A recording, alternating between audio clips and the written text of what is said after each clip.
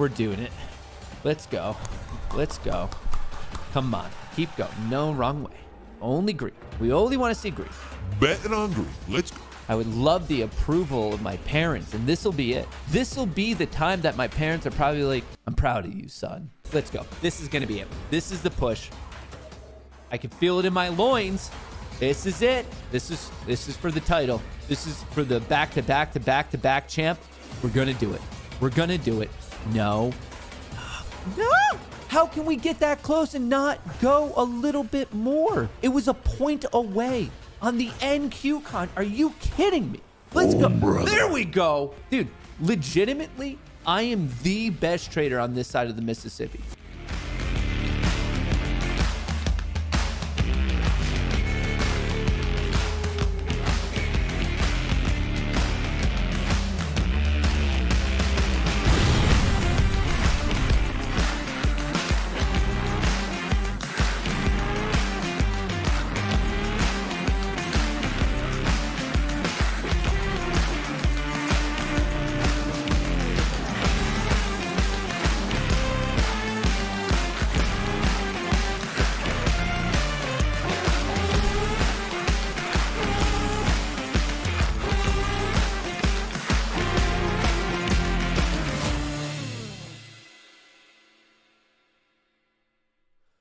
Oh, brother, oh, brother, oh, brother.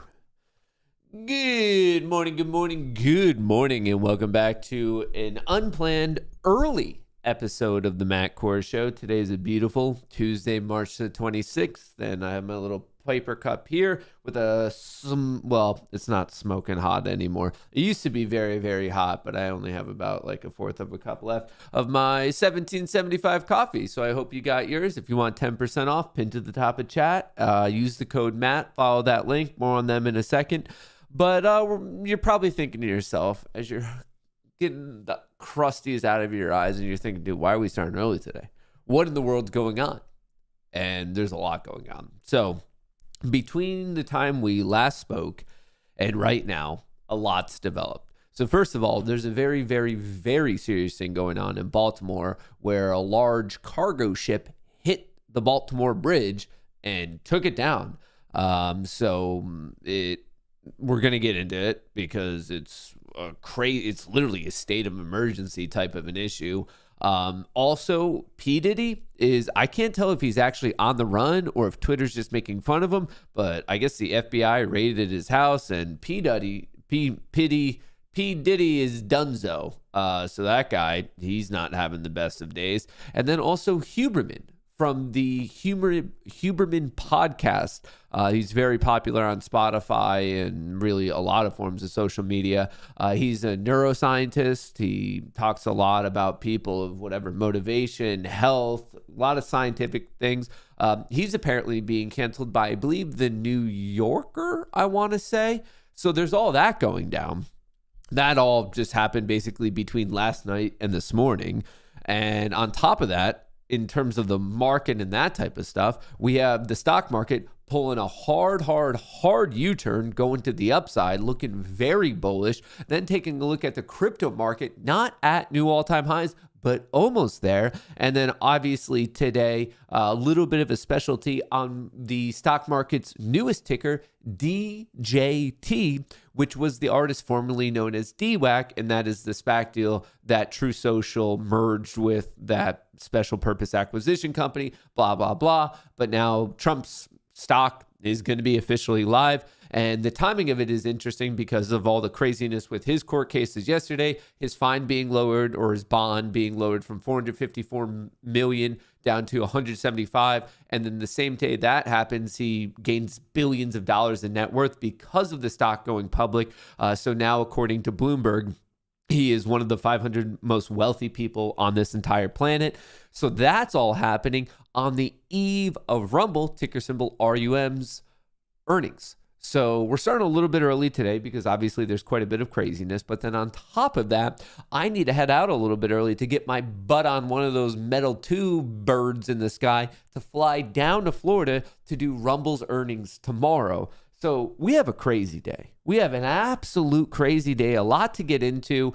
It feels like we're going to get into some conversations about bridge structure, about people going on the lam, about people getting canceled, stocks going rippity skippity doodah, earnings, ideally making some money, some political talk. We're going to see what we could get into these days. We have a lot to get into, a lot to chit chat about, and I'm all just jacked up because I already did the stair stepper. Your boy crushed 150 flights in a mere 30 minutes. And if I don't want to be braggadocious. I don't want to be that guy that comes off as like, he's not that fit. Dude, it was easy for me. Did I break a sweat?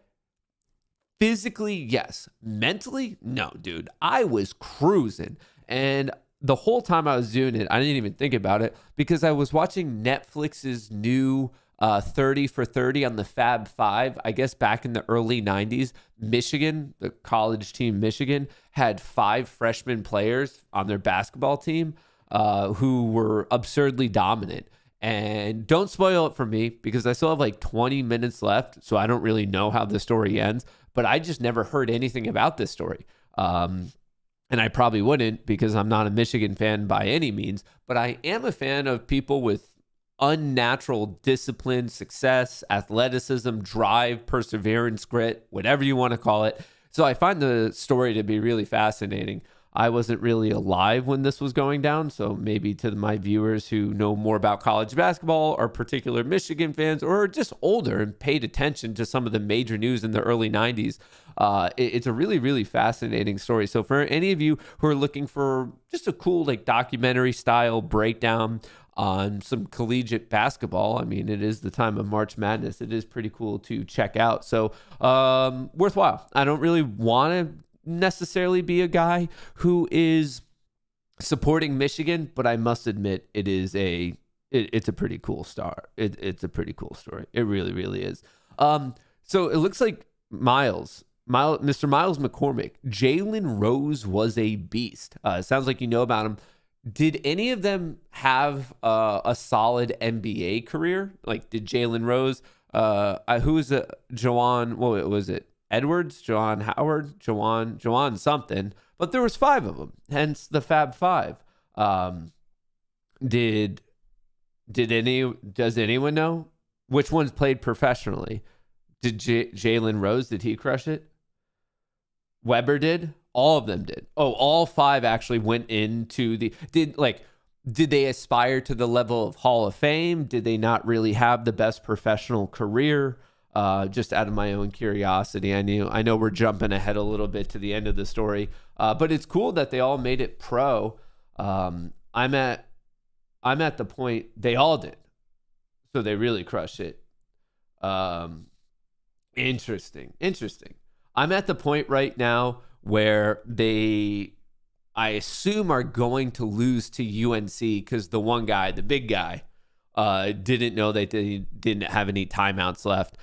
Which has to be like a brutal thing at the age of 20 when I assume tens of millions of people are watching the finals and they see you make a rudimentary mistake. The story ends in drama. Okay, then I don't want to get into it. I don't want anything to be spoiled. I'm going to finish that on the plane today. I'm not even going to read. I'm not even going to look. If you guys are talking about it, I'm not looking at it. You're not going to spoil it for me. Move on to the next conversation. We could talk about P. Diddy, who is he on the run? Is he not on the run? Half of Twitter thinks he's on the run. And then the other part of me realizes that the internet loves to be the internet and just like kind of lie about random things. So I'm not really sure if he's legitimately on the run, but the FBI did raid one of his houses. So that's a crazy thing. Obviously, we're going to talk about what's happening in Baltimore. Then we're going to do more of an extensive market economy breakdown. I do want to remind everyone that there are a couple things going down this week that are of high importance. I'll remind you again, but just so you know,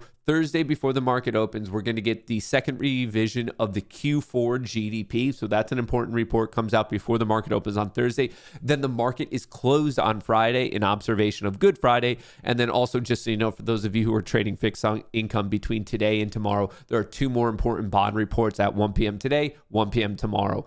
Tomorrow, I will not be doing my show on YouTube whatsoever. if you're on YouTube right now, I do appreciate the support. But if you want to catch the specialty show tomorrow morning, it's going to be on the Rumble channel. If you just go to rumble.com/Matt Kohrs or just search Kohrs on Rumble, find it. You're an adult. I have faith that you could figure out the internet.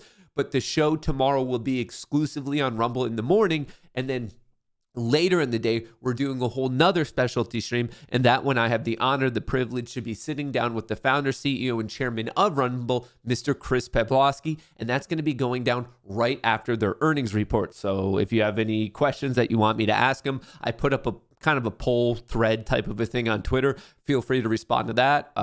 Let your thoughts be heard. I'm excited for it. We've done it in the past, and the fact that they keep inviting me back, I don't know. It's just awesome. It's a really, really cool opportunity. And I probably have no one to thank but all of you folks, because obviously it's the fact that you guys tune in, hang out, and always bring the good vibes that have elevated our community as a whole to the level that we get the opportunity to interview actual people that have a massive impact on the entire landscape of tech and social media and free speech. So honestly, not only is it a privilege, but I wanted to take a quick opportunity to say thank you to all of you guys, because it's because of you guys that this is even possible. So thank you. Thank you, thank you, thank you. The shows will be happening tomorrow. They're just going to be happening exclusively on Rumble. And with that being said, very quickly, I'll give you the whole spiel in a second, but get your 1775 Coffee Co. whole bean. This is dark roast. To be honest, I am on either my last cup or my second to last cup of medium roast. So I will be able to give you the breakdown of the dark roast very, very soon. But if I'm being honest with you, I think I'm most excited about some of their other offerings on the website. I don't know if you guys have seen it yet, but if you go to 1775 and you check out what's happening, they actually have nootropics now. And I've been dabbling a little bit, reading a little bit about the science and these cognitive supplements.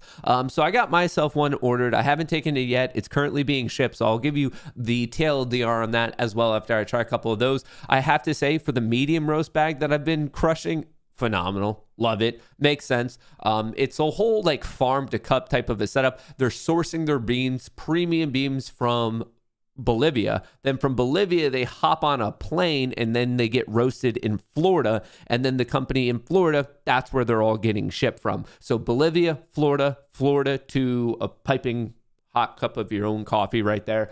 So if you want to check it out, I mean, it is great coffee. I'm about to try the dark roast either today or really when I get back from the trip. I haven't even, the pea berry, haven't had that yet. So I would love to hear your opinions on it. But in terms of the medium roast, chef's kiss. It is phenomenal. And then I'm also very, very excited about the nootropics. But anyway, 1775 Coffee Co. Not only is it like exquisite, high quality coffee, but on top of that, they have a bit of a backbone, you know, kind of the idea of like with Folgers, like whatever, wake up in your cup, whatever it is. Well, these guys are more of like, hey, we actually care about the country. We actually care about free speech. I would pitch them as a coffee company that has a bit of a backbone, a bit of morals. They are obviously exclusively partnered up with Rumble. So check them out. Pinned to the top of chat in the description of the video. Not only if you use the code Matt, you get 10% off, but you are supporting a company that actually cares about your, I would argue, basic human rights. So definitely a company that I personally believe is wholeheartedly worthwhile to support. So check it out. Pinned to the top of chat in the description of the video. And while you're doing that, let's take a little looky-see at the market. The SPY looking pretty strong relative to yesterday's close. Closed at 519. We're trading at 521. A little bit of a dip in the past couple minutes. The Qs closed out at 444.75, and we're all the way up to 446. Bitcoin holding strong at 71,000. And we even have Rumble that's up another 1.5%. And please understand that if you owned DWAC yesterday, it's going to turn into DJT today, but because the market's not open yet, you're not going to be able to actually see it quite yet. If you type it in, there's a good chance you just see the Dow Jones Transportation Average. So I don't think there's many people interested in trading that one. So anyway, DJT will be officially converted. Well, DWAC will be converted into DJT as of today. It's just the fact that the market's not open. So don't get confused by that. If you're like, hang on, why do I have this transportation thing going on? A little bit of confusion, but no worries, no big deal. stocks making the biggest moves pre-market, Krispy Kreme, UPS, Micron Technology, and more. So we got some things to get into, and whenever you have a story for me on Krispy Kreme, you know that I'm going to get excited. But before we talk about that, I want to share a little bit of I'm sure some of you guys have heard this, but I don't know if you guys are just waking up right now. If you are waking up right now, there was kind of a catastrophe in Baltimore. Baltimore bridge collapses after ship rams into overpass. State of emergency is declared by the governor. Bridge is key road route and could block ships to Baltimore, which is a very, very large port, important port. But here's a bit of a video. I have a couple of videos that we could go over. Let's actually, are they going to speed this one up? You could see they just kind of flash forward in time. Whole bridge taken down. Very scary. Obviously, there were quite a few casualties. It's a very, very sad and a very, very serious situation. I thought that I found one that had better audio explanations of what in the world's going down. This one might be it right here. So they're noticing that the ship itself lost power. And you could see from how dark it is over here. So power loss number 1, boom, gone. And then hang on. This one is a little bit more of an in-depth video. Recovery. Okay, great. That's important to have, especially as you're thick smoke coming out of the top of the ship right here. Power loss number 2. So something's up. Losing its power, getting it back, losing its power, getting it back, smoke issues. All as we're heading into a bridge that has many people driving on it. I cannot stress enough how serious this is. And then boom. Look how quickly that happened. That was insane. And there's cars on this. But watch how quickly it just comes down. Very sad. So that happened early this morning. Baltimore FBI, no indication of terrorism. As of now, the reports are that it was an accident, a mechanical failure, not some sort of attack on our transport system. A large ship has collided with the Francis Scott Key Bridge in Baltimore, Maryland, causing major damage. Video obtained by CNN shows the bridge collapsing into the water below. We have no information yet on deaths or injuries. Maryland authorities say all traffic is being detoured around the area. A large ship has collided. Here's a look out of it. So that happened, I believe, around 1:30 in the morning. Here's a look at it as the sun is starting to come up. Obviously, very, very sad. I think we're at a state right now where you can't really say anything too much about what did or definitively did not happen. I think we just have to be not jump to conclusions. Let's wait and see what not only is being reported, but what a little bit logically makes sense. So there's all that craziness. The other craziness that we touched a little bit on was P. Diddy. Apparently on the run. Is this going to load? All right, now Twitter/X is having, I guess, some load issues right here. Dave Chappelle tried to tell us about P. Diddy being a psycho freak 20 years ago. P. Diddy's neighbor says Diddy brings kids to the house on bustle. Jesus. What he's being accused of is very, very heinous. P. Diddy at the Miami airport during the storming of his mansions. A little later, his private jet was spotted on the island of Antigua in the Caribbean.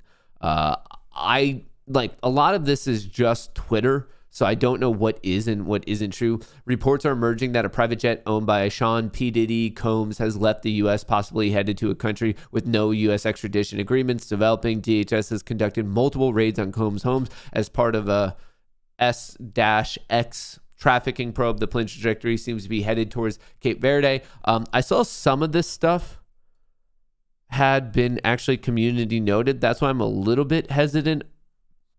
Alleged S trafficker P. Diddy was raided by the DOH security after he was accused of S trafficking akin to Epstein, eliciting underage S workers, RICO racketeering, and grooming men for S-X. It's just crazy. Kohrs, the rapper and music executive, perhaps being linked to a sex trafficking investigation. He got some shots of a few people coming out of the home. Those people have been detained. Now, we're trying to still connect the dots. We do have some sources on scene here that we're getting this information from. We were actually the first ones here with about 30 different law enforcement vehicles at least. There are 3 Bearcats on scene here. This just all unfolded, Sandra, I would say, less than 10 minutes ago. We got here even before the crime scene tape came up. So we're just down the hill. That If you lady's look so up the stoked how street where quick she Tony was is right there. now She's to the like, right, "We were you'll see so one of those fast." Bearcats, and law enforcement. And on the other side of those bushes, basically, is that home that is registered to Bad Boy Films, which is part of Bad Boy Entertainment. And the home, in particular, is registered not only to Bad Boy Films, but to one of P. Diddy's daughters. They are heavily armed, and they've been very tactful, would probably be the best word to use, as they made entry into this home. What is that giant this sculpture? afternoon? We actually watched them as they made their Looks way like the through dude one from of the these Age of side Ultron. gates. And as soon as they got inside the home, one of the first things they did was made their way into this garage that you see is open right there. Now, they did take a couple people into custody. We witnessed that. Now, are they under arrest? Are they just being asked about what they know? So that was all developing last night to this morning. Wait, what was Dave Chappelle's thing? I don't know if I heard this. Dave Chappelle tried this about Pete. Y'all not working like a team? I got to shut the studio down, yo. All right, the only way I open the studio up now, y'all got to walk uptown to the Bronx and get breast milk from a Cambodian immigrant. All right. I guess they're just trying to point out that people were bagging on him for a while. If you guys see any like qualified news that has information that like he actually did leave the country, didn't, like I said, at first the news I was seeing suggested that he did leave, but then I saw some of it getting community noted. So I don't want to be the person out here spreading like false information about what in the world is or isn't going on. But is this one it? Nope. Time to follow. What is this one? NFSC speaks.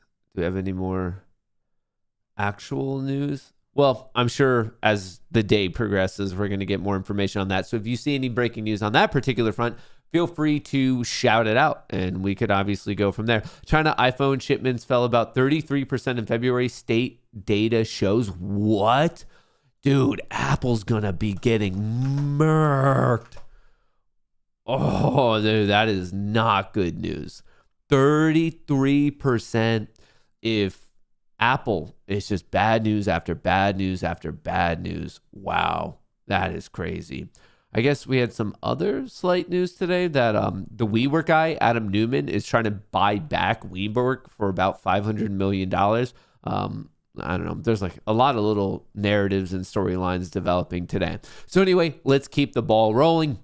Back to one of my favorite things on this entire planet, Krispy Kreme donuts. McDonald's to sell Krispy Kreme donuts nationwide by the end of 2026. I know we've been covering some bad news. I know we've been covering some negative news, but there's positive news. Am I going to sneeze? Yes, no, maybe so. Keep it together. You're a professional. McDonald's to sell Krispy Kreme donuts nationwide by the end of 2026. I think we could rejoice. I really do.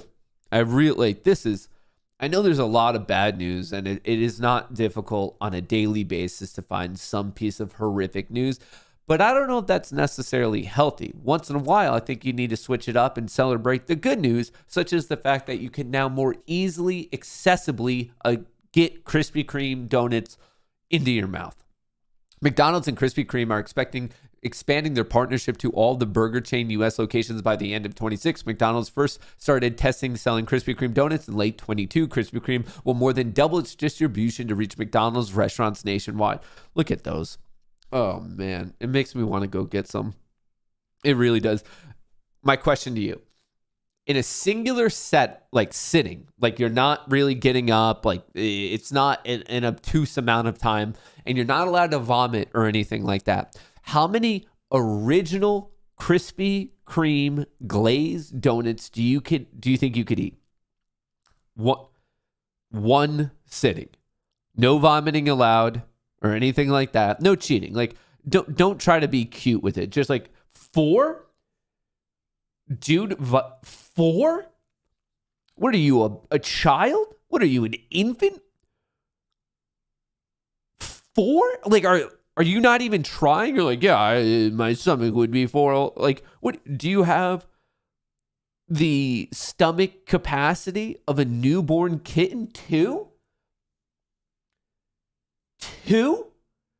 Sorry, I was here when I woke up this morning. I didn't think that my community was a bunch of freaking babies.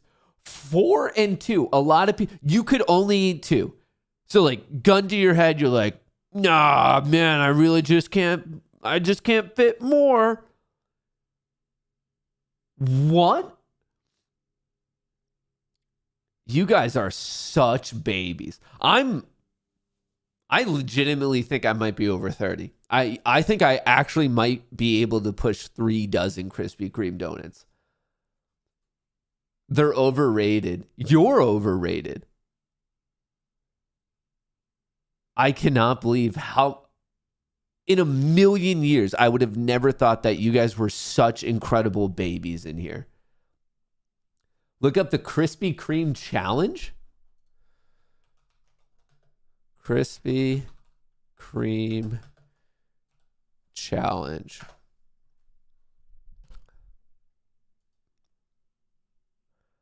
$12 donuts, 5 miles, 1 hour. The 20th annual Krispy Kreme challenge has concluded. We hope to see you again at next year's race. 12 donuts, 5 miles. I think that might be the more difficult part. 1 hour. What?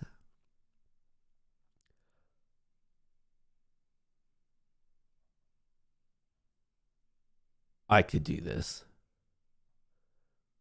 I never knew if I legitimately had a calling in my life until now. I think this might be for me. I think I have a new calling in life. It is to complete the Krispy Kreme challenge. 12 donuts, 5 miles, 1 hour. And it's safe to say, on part of that, I'm not going to say if it's on the donut side or if it's on the running side, but your boy's already been training. I'm already ahead on half of this event. It's the other half that I'm going to have to work out on. I appreciate you guys sharing that. That's good to know. See, this is people helping people. Truth Social owner Trump Media will begin trading under DJT ticker today, Tuesday, the 25th. Big news.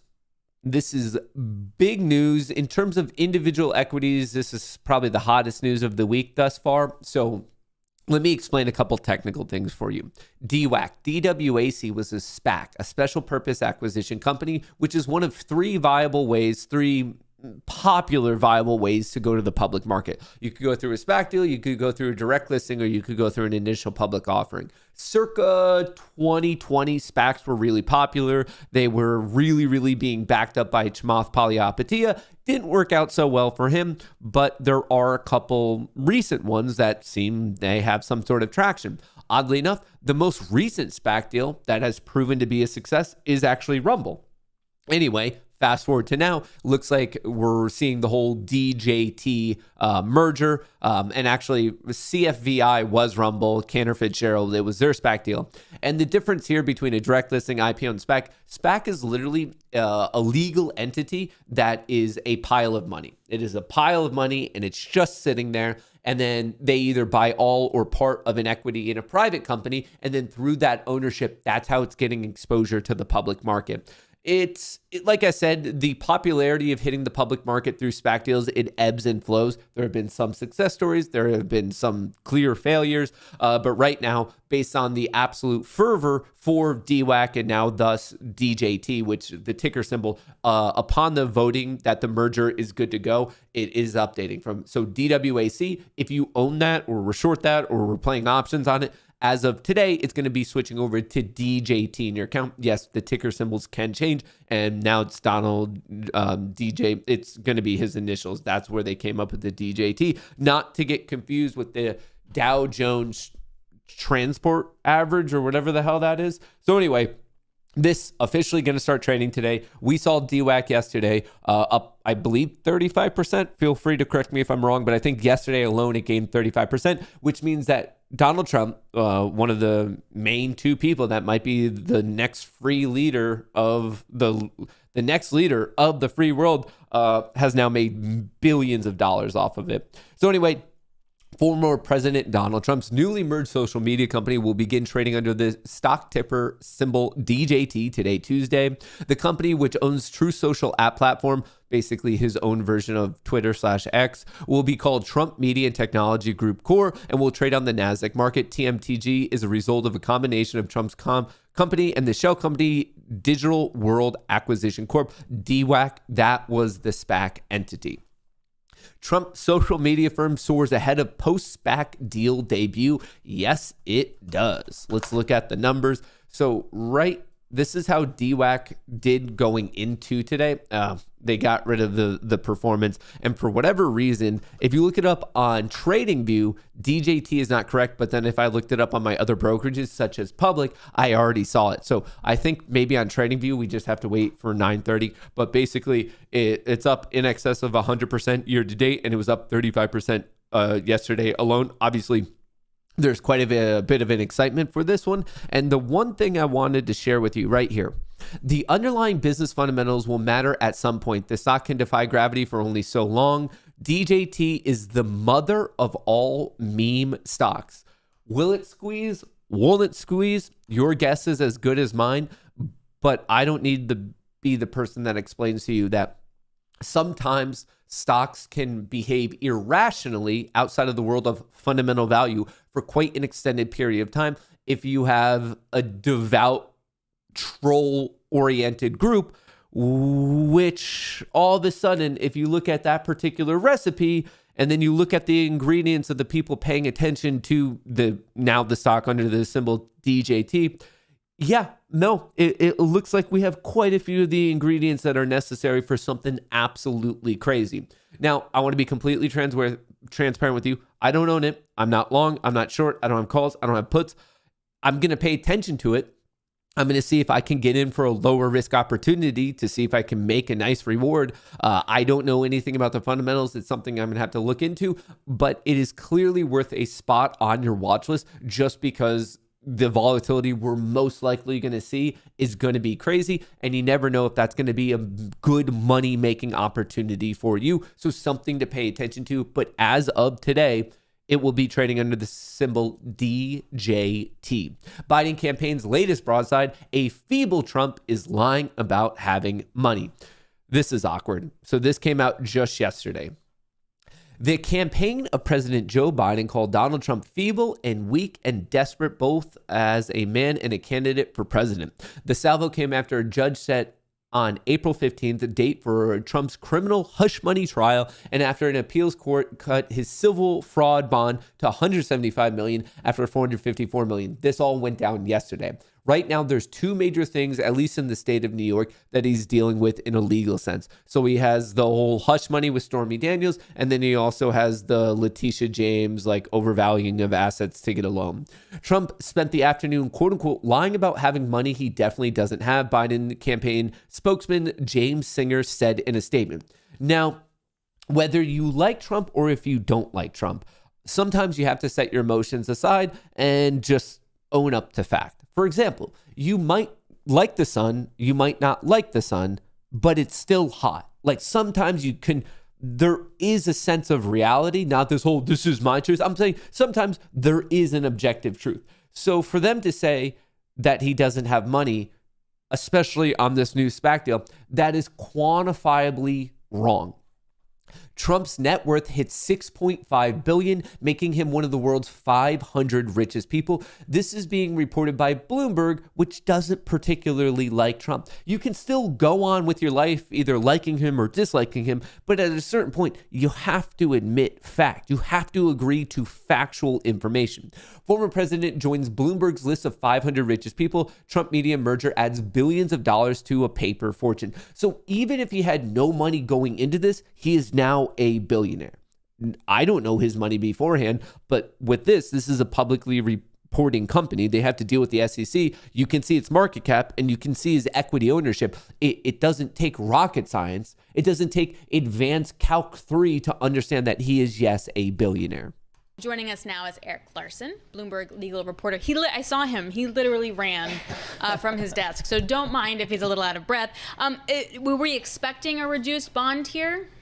I would have thought that if they were going to reduce it, they would have put it at the $100 million request that Trump had made, because he had said that that was the maximum he was able to actually arrange. So it'll be interesting to see if Trump says that he can go ahead and do this larger one. So, but if nothing else, it buys him another 10 days. Are we reading that correctly? That he would have had to satisfy that $454 million bond today, but now with this reduction, it kind of starts the clock again. Is that? Exactly. So that definitely, for now, the New York Attorney General won't be trying to seize his assets, which was the big fear starting today. So can you just wrap this in? So what was the argument? Like, how did they arrive at that 175 from the 454? Like, what is the conversation around that? And is that the normal conversation we would hear from anybody who was going and trying to get the fine reduced? Well, it's a pretty unusual situation to begin with, just because normally with damage awards this big and bonds this big, they involve like really big Fortune 500 companies or things like that.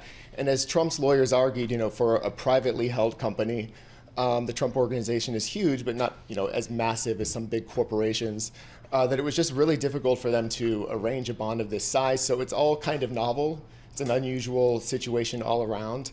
Haven't had a chance to read the whole decision yet, but I think the appeals court just decided to have a little bit of mercy on him, while still putting him under some pressure to arrange a bigger bond than he says he was able to. All right, so quick update there on just what happened from a legal perspective, because I definitely don't speak legalese. Facing a deadline to post a bond of more than $500 million in the New York fraud lawsuit, a state appeals court tossed him a lifeline, slashing the amount he'd have to post to 107. Sorry, I don't know if you guys heard that, but I just sneezed. My apologies. An amount he says he'll cover around the same time as social media company Trump Media and Technology Group wrapped up a 29-month-long merger process, meaning shares worth billions of dollars on paper are now officially Trump's. Couple caveats here. If you get into the SEC filing, he is not really allowed to touch these for 6 months. As in have access to those shares to like use if he needed to sell a portion or something like that. But the board can actually change that. And obviously he has an immense amount of influence on the board. So the board could vote pretty quickly and be like, oh, hey, actually, no, you are allowed to touch it. So as of now, he can't do anything for 6 months, but that's somewhat easy to change. All told, his net worth increased by $4 billion. That means for the first time ever, Trump joined the rank of the world's wealthiest 500 people in the Bloomberg Billionaires Index, with a fortune estimated to be around $6.5 billion. We have a great company and are incredibly honored, and that's from Eric Trump, the executive vice president of the Trump Organization. So even if he had no money going into this, even if he was in debt going into this to the tune of $1 billion, he's now net ahead by at least $3 billion. And that's a big if. So no matter how you slice it up, he's rich. He is by definition one of the 500 richest people in the entire world. Now, being rich could be a good thing in terms of his campaign, might be a bad thing. You never know. Like, you never know with society and the view on billionaires and this, that, the other thing. But we do have some new polls. Biden gains ground against Trump in 6 key states, according to some new polls. The move in the president's directions comes after 5 months of mostly consistent Trump lead. So let's just get into the states right here. To clarify, Trump is still winning in all of these. All states, Arizona, Georgia, Michigan, Nevada, North Carolina, Pennsylvania, and Wisconsin. Technically, they're now tied in Pennsylvania. I didn't realize that Wisconsin, I thought they were tied in Wisconsin as well. Sorry, I must have forgot that. But anyway, he's still leading in all states, and this is the one that's important, but the differential is tightening a bit. Arizona, still a healthy lead, but not as wide as before. Georgia, a healthy lead. Michigan, I guess it's anyone's game right now in Michigan. Anyone can win that. Nevada, he had a much larger lead a while ago, 2 polling cycles ago. He's still winning right now, but it's getting close. North Carolina, similar like he had a much bigger lead. It was actually wild a bit ago. Wisconsin apparently flipping. Pennsylvania had a big lead, and now we're commonly within these margins of error. So as of now, according to recent polls, if the vote were to be today, Trump would win.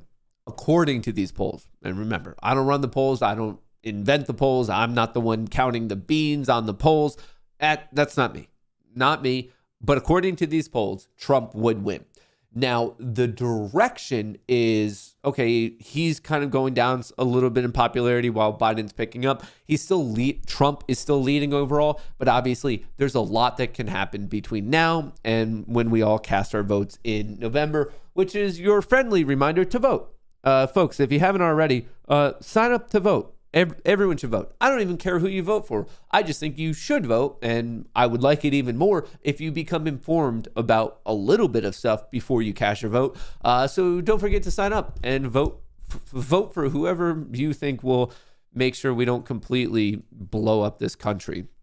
Anywho, bringing it back more directly to the market, today we got a durable goods order, and then a little bit later at 10 a.m. we get the consumer confidence report. Thursday, we're going to get the second reading of the Q4 GDP that comes out an hour before the market opens. And then I also want to remind you that the market is closed this Friday, March the 29th, in observation of Good Friday. The market is closed this Friday.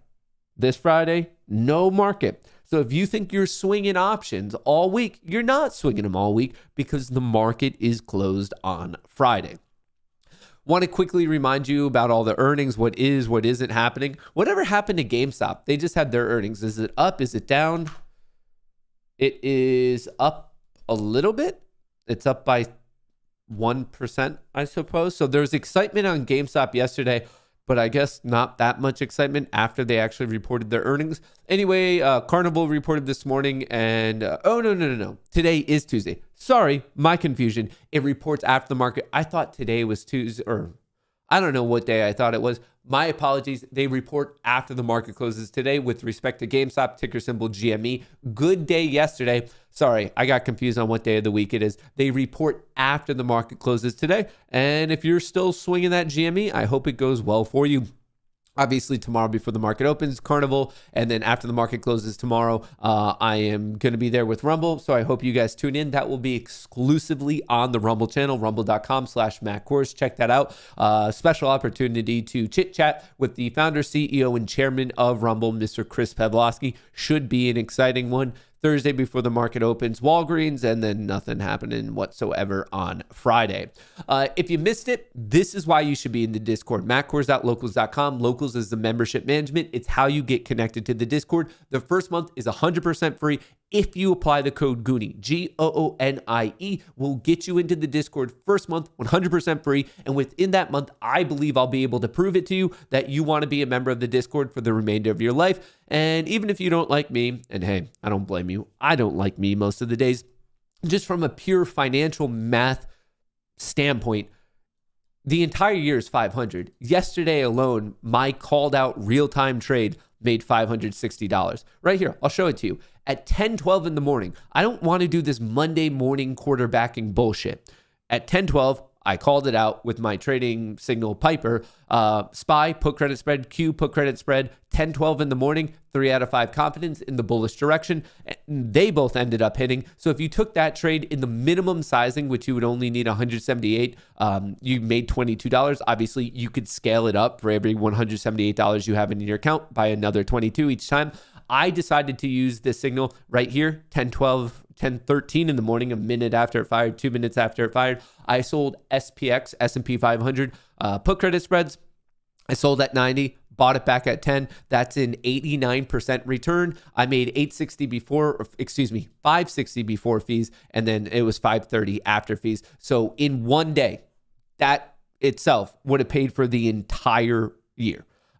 So that's my pitch. Sign up. Test it out for the first month. I think within that first free month, between the private lectures, the Piper signals, my trades, other members' trades, some of the March Madness craziness, some of the sports gambling, some of the gaming, you're going to find enough value that you're going to want to be a member of it. So check it out. It's in the description of the video, mattkohrs.locals.com. Find it and make sure you apply the code Goonie. But the easiest thing for you to do is that link in the description.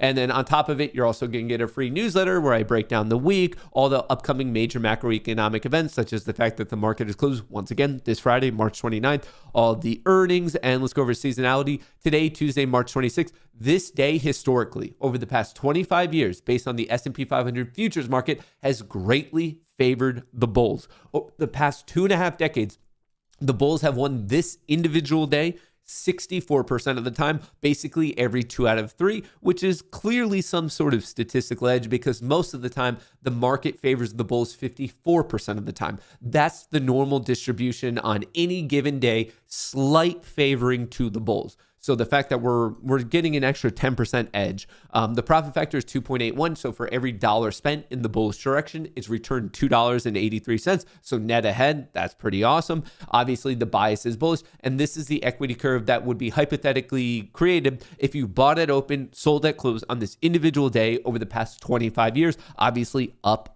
and away, clearly favoring the bulls. Have we seen more bullish seasonality days? Of course, but we also have seen less. So like this is, for a while, in March especially, it's neutral, it's choppy, it's up, it's down. This is actually a clear favoring of the bulls, which we haven't seen in a hot minute. I update you on the Piper strategy and then all the charts. And speaking of the charts, we'll get into that in a second, but very quickly, 5 things you should know about before that stock market bell. The world's largest casino goes dingity ding ding ding today. Taking a break. But is it really? Are we actually taking a break? The SPY hit an all-time high on Thursday of last week of 524. We're currently trading at 521. It is not that crazy for us to see a new all-time high today. The Qs hit an all-time high also on Thursday, 449.34. Looks like we're trying to put in somewhat of a recovery process. If it can get above yesterday's high of 446.26, which is only 25 cents higher than where we are right now, I think we could be back off to the races. We have gold hit an all-time high on Thursday, and it has a nice base. Looks like it is fighting back. Bitcoin, beautiful breakout. This was called out in the newsletter. I was watching this wedge. I'm looking for the test of 72, then followed by 74,000. Obviously related to Bitcoin is Coin, up an additional 1% this morning after gaining 9.5% yesterday. This is a beautiful bullish follow-through. Bullish rip, consolidation, comes into the cloud, breaks out. What a beautiful entry at 244, risking 216. And obviously, if you took the bet, it would have paid off well. NVIDIA not breaking out to a new all-time high quite yet, but it's knocking on the door. It's very seriously knocking on the door. Currently in pre-market trading at 957. The all-time high is 974. I would in no way be surprised if we see a new all-time high today, tomorrow. There's a lot of bullish FOMO, fervor, and excitement, not only in semiconductors in a general sense, but specifically for NVIDIA. Amazon's also knocking on the door of a breakout. I want to put this one on your radar. AMZN looking strong. Higher highs, higher lows, nice consolidation. Looking for that next leg to the upside. Netflix, a little bit more of a slow burner, but same thing, higher highs, higher lows. Obviously, I want to talk about Rumble just because they have earnings tomorrow after the market closes. They've been looking good, up over, how much are they up on the year? Year to date, up 66%. And let's hope that with a solid earnings report, this can really get going. I'm looking for the push and close above 836. I think that would be a big technical price action win, but obviously time will tell. Microsoft just kind of chilling, looked like it wanted to break out. Now it's just going a little bit sideways. Meta, similar situation, but still nice higher highs, higher lows. Tesla up this morning by $5.50, aka 3%, because there's some rumors going on that the government of Italy reached out to Tesla for some potential, I don't want to say guaranteed, potential production. So Tesla catching a good break with some potential news, the rumor mill flowing with Italy and production and all that good jazz. I'm actually surprised Apple's not down more this morning. It was just reported how horrific the numbers were for iPhone sales in China for the month of February. Not so good. I'm looking for Apple to test this 168.50 level. If it can't hold that, 166. If it can't hold that, all the way down to 159. All right. That is your quick run through of some of the major things I'm paying attention to. As of this morning, the 5-minute bearish, the 10-minute breaking down, the 30-minute in danger of breaking down on the S&P 500 futures market. On the NASDAQ 100 futures market, 5-minute bearish, 10-minute breaking down, and 30-minute testing for a breakdown. So things really, really switched it around this morning. Early this morning, very strong, clearly above yesterday's high on the SPY and the Qs, and now it's getting swiftly smacked. So please take that into your consideration when you are voting. Obviously, we are continuing with day 8, I want to say. Day 8 of the trading competition between Rumble and YouTube. So if you're on YouTube right now, cast your vote, cast your vote, cast your vote. And Rumble, I'll be coming to you in a second. But before we do that, I want to give a shout out to today's stream partner. Got mine right here. 1775 Coffee Co. I haven't tried the dark roast yet. I'm about to because I'm almost out of my medium roast because it's that phenomenal. Pinned to the top of chat in the description of the video, 10% off if you use the code Matt. 1775 Coffee Co. is an exclusive partner with Rumble. Not only do they make high quality premium coffee where the beans are sourced from Bolivia, they're sent to Florida, they're roasted there, and then from Florida, they're sent basically to you where you can get a piping hot cup of coffee. This isn't a requirement, but I highly recommend getting yourself a Piper cup as well, because why would you not want to have a cup of coffee with Piper every single morning? But anyway, that's besides the point. It's phenomenal coffee, and not only can you wake up and get the coffee you want, but it's a little taste of freedom, if you will. Obviously, they have dark roast, medium roast. They have whole bean pea berry. Haven't tried that one yet. When I do, I'll let you know. But what I'm most excited about is they just dropped some nootropics, the ultimate cognitive supplement. Now, mine's in the mail right now. I'm hoping that when I'm down in the Rumble offices tomorrow, maybe even at some point today, maybe they have some extra laying around. I might be able to report early on you for all of you. But if I can't, if they don't have any extras, I'll let you know as soon as it actually gets to my mail. So they have some coffee rocking. They have some nootropics. I think it's worthwhile to check out. It's great coffee. Pinned to the top of chat in the description of the video. Use the code Matt and you'll get 10% off. And I don't think you're going to regret it in the slightest. Cool. Shout out to 1775 Coffee Co. and also shout out to their partnership with Rumble.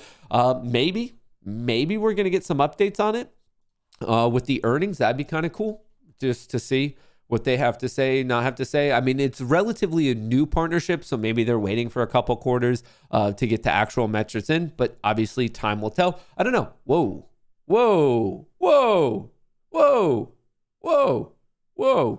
I don't know how I did that, but looks like we are live once again. Okie dokies. What do we have? What do we have rocking right now? What is this one? Dawn breaks on the aftermath of the Francis Scott Key Bridge disaster in Baltimore. A container ship struck around 1:30 in the morning, leading to the bridge's collapse. Ooh, jeez. Rishi Sunak, he's being questioned over there. Andrew Huberman is apparently being canceled. Huberman. I believe it is the New Yorker. Good news for Huberman fans. What happened? He got exposed for having 6 girlfriends at once, and Chad... I can't read that. Okay, basically, the argument with him is that he was sleeping with a bunch of women and is potentially a narcissist. That was like the big argument against him. He wasn't being accused of like P. Diddy type of things. He was just being accused right here. Yeah. Just New York. Our latest cover story went deep into the wellness-obsessed world of Andrew Huberman, talking with former girlfriends who revealed a darker side to the neuroscientist turned podcast host, manipulative behavior, deceit, and numerous affairs. I've listened to his podcast. I thought he was very informative. I thought he was very smart. I don't really care how many girlfriends he has. It's just... I just don't care. It's not my business. Like the knowledge he shares and how he shares it is not changed on his girlfriends and his girlfriend count. I just don't care. Andrew Huberman is just a friend, I promise. So that's another piece of, I suppose, the major news going down this morning. Okay. Need to ask you guys, if you're on YouTube, vote. And then if you're on Rumble, mark it at open from 9:30 to 9:31. Those 60 seconds of your life Where do you think the market goes? Up or down? Are you bullish or are you bearish? And there's a lot on the line, mainly including serious bragging rights. Red, bullish, red, bullish. Keep voting, bullish, bearish, bullish.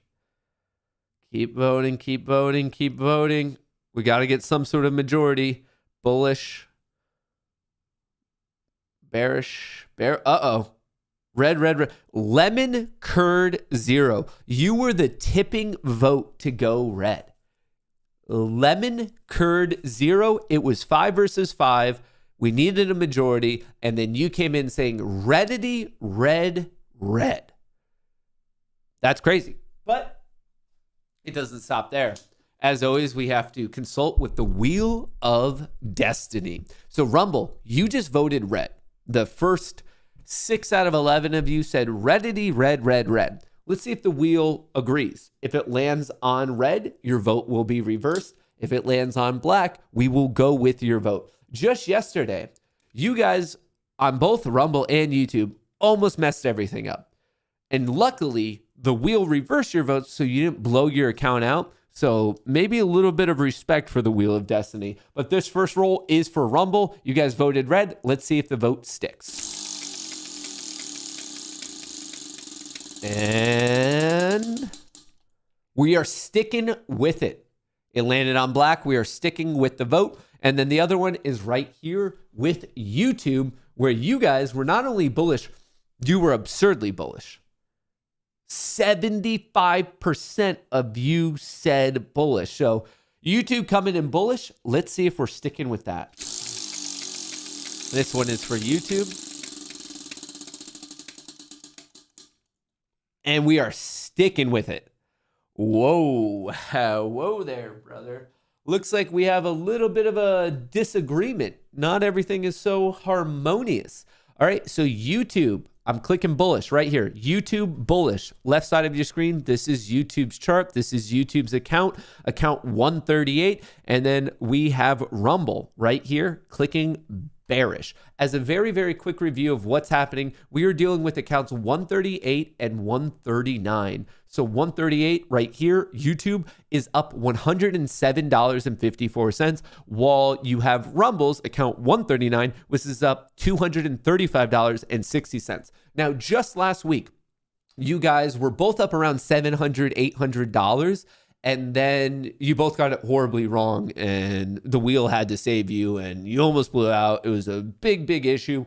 And I'm hoping that you guys got some rest and relaxation over the weekend, but let's see how it goes. So right now, Rumble Chat is in the lead to the tune of about $120-ish, but really, YouTube's not far behind. Rumble's currently leading. They did win the first 2 overall competitions, something to consider. But right here, YouTube on the left, account 138, up $107. Rumble on the right, up $237. You guys are going opposite ways this morning, as you could tell from right here. YouTube bull, Rumble bear. I selected the correct one.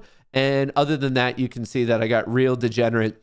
Yesterday, I wasn't so happy with all the algorithms that ran, so I'm fixing it up a little bit, hoping that today is a little bit less of a sweat, a little bit faster, hopefully, but we'll know basically just by the goal, as the goal always is to see if we can get all 20 accounts in the green as quickly as humanly possible. There's 20 accounts right here. That is the max that you're allowed to have on Apex.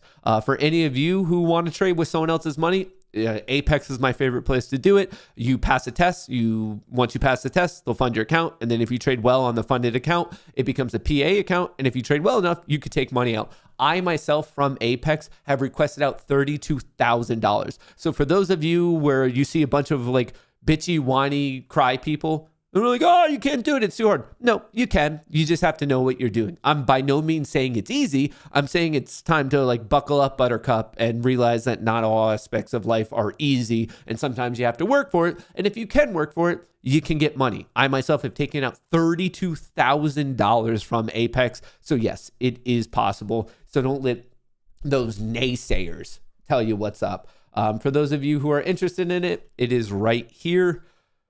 Apex, just make sure you apply the code Goonie. Goonie, if it's applied, you'll get 80% off. And until the end of the month, they are running a 1-day pass. Usually you have to trade for 7 days and hit the profit target. Right now, you just have to hit the profit target. So it's actually easier in real time to pass right now. Let me just get the link for you guys. Here, I'll pin the link. It's also in the description. All right, we did this. All right, people are saying DJT is up. DJT. Right here. Got it. Wow. Wow. This thing is ripping. It closed out the day at $49.95, currently trading at $70. Obviously, that's going to be something to watch this morning. I just want to be completely transparent with all of you. Right now, I own none of it. I might get enticed to buy some of it, but I kind of treat it like an IPO where I like to avoid it at first just because I don't find much of an edge in the volatility. But first, as always, let's see how the competition goes. On the left side, you have YouTube. On the right side, you have Rumble. Today, we are going opposite ways. On the left, you have YouTube going bullish. On the right, you have Rumble going bearish. And then on top of that, I have literally 18 other accounts just running crazy algos to see if we can maybe, fingers crossed, get lucky. Market opening in 3, 2, 1. Orders target Dingity filled. ding ding. Well, Rumble's hit explicitly fast. And let's see, are you going to hit it, YouTube? Rumble's already hit. So YouTube, congrats on being wrong again. Oh, wow. Orders target filled. Oh, wow. YouTube, do you even try?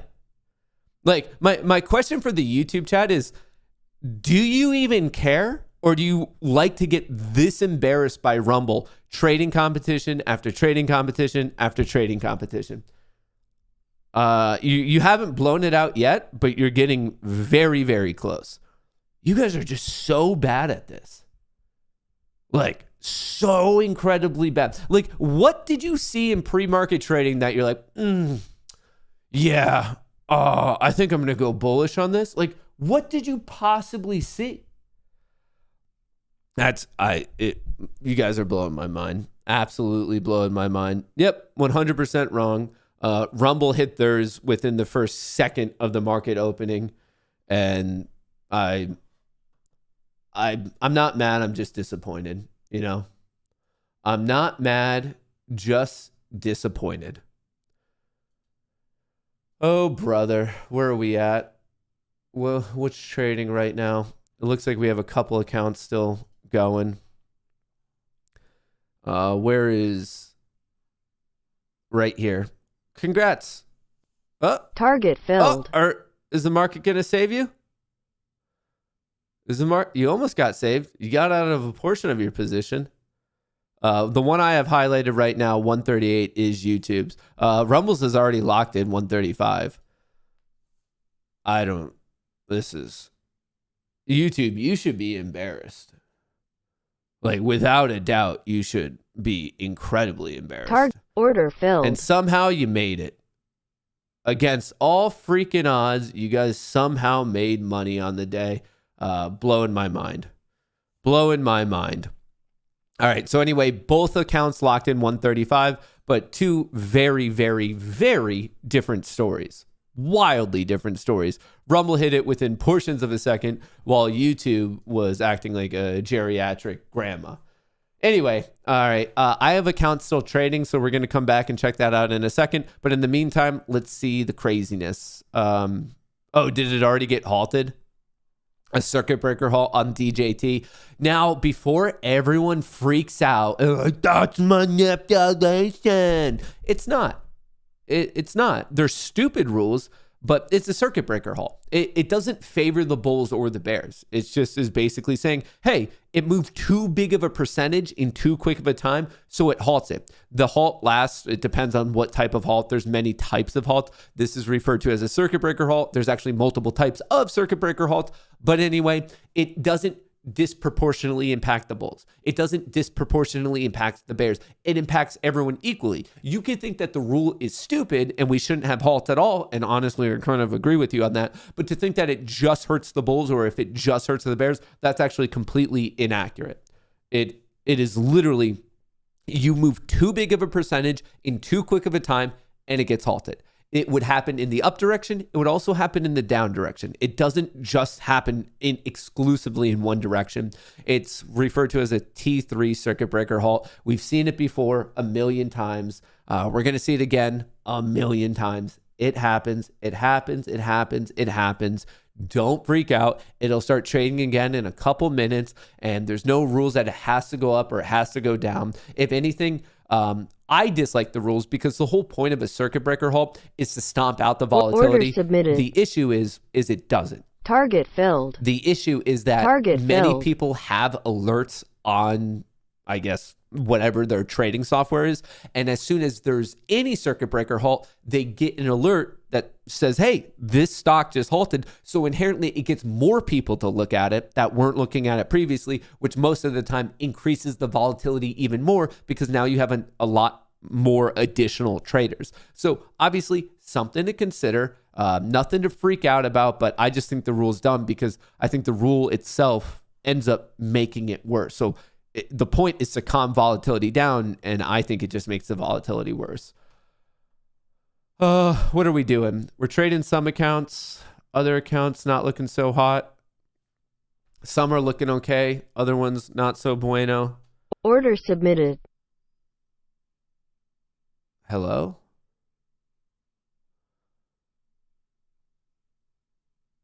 What accounts are we on right now? 145. So these all traded. They were fine. I don't know why these ones are still doing something. Wait, what account is 136B?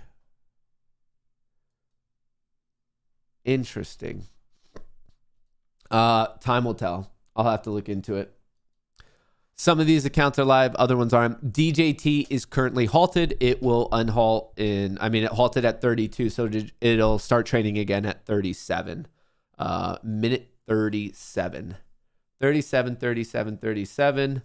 So a little bit of patience and that'll be fine. And then I'm just checking in on these to figure out what in the world is going on. 136 is live. What account? I don't even know what system is trading this one right now. I'm not saying it's necessarily wrong. I'm just saying I don't know who's trading what or why it's trading it.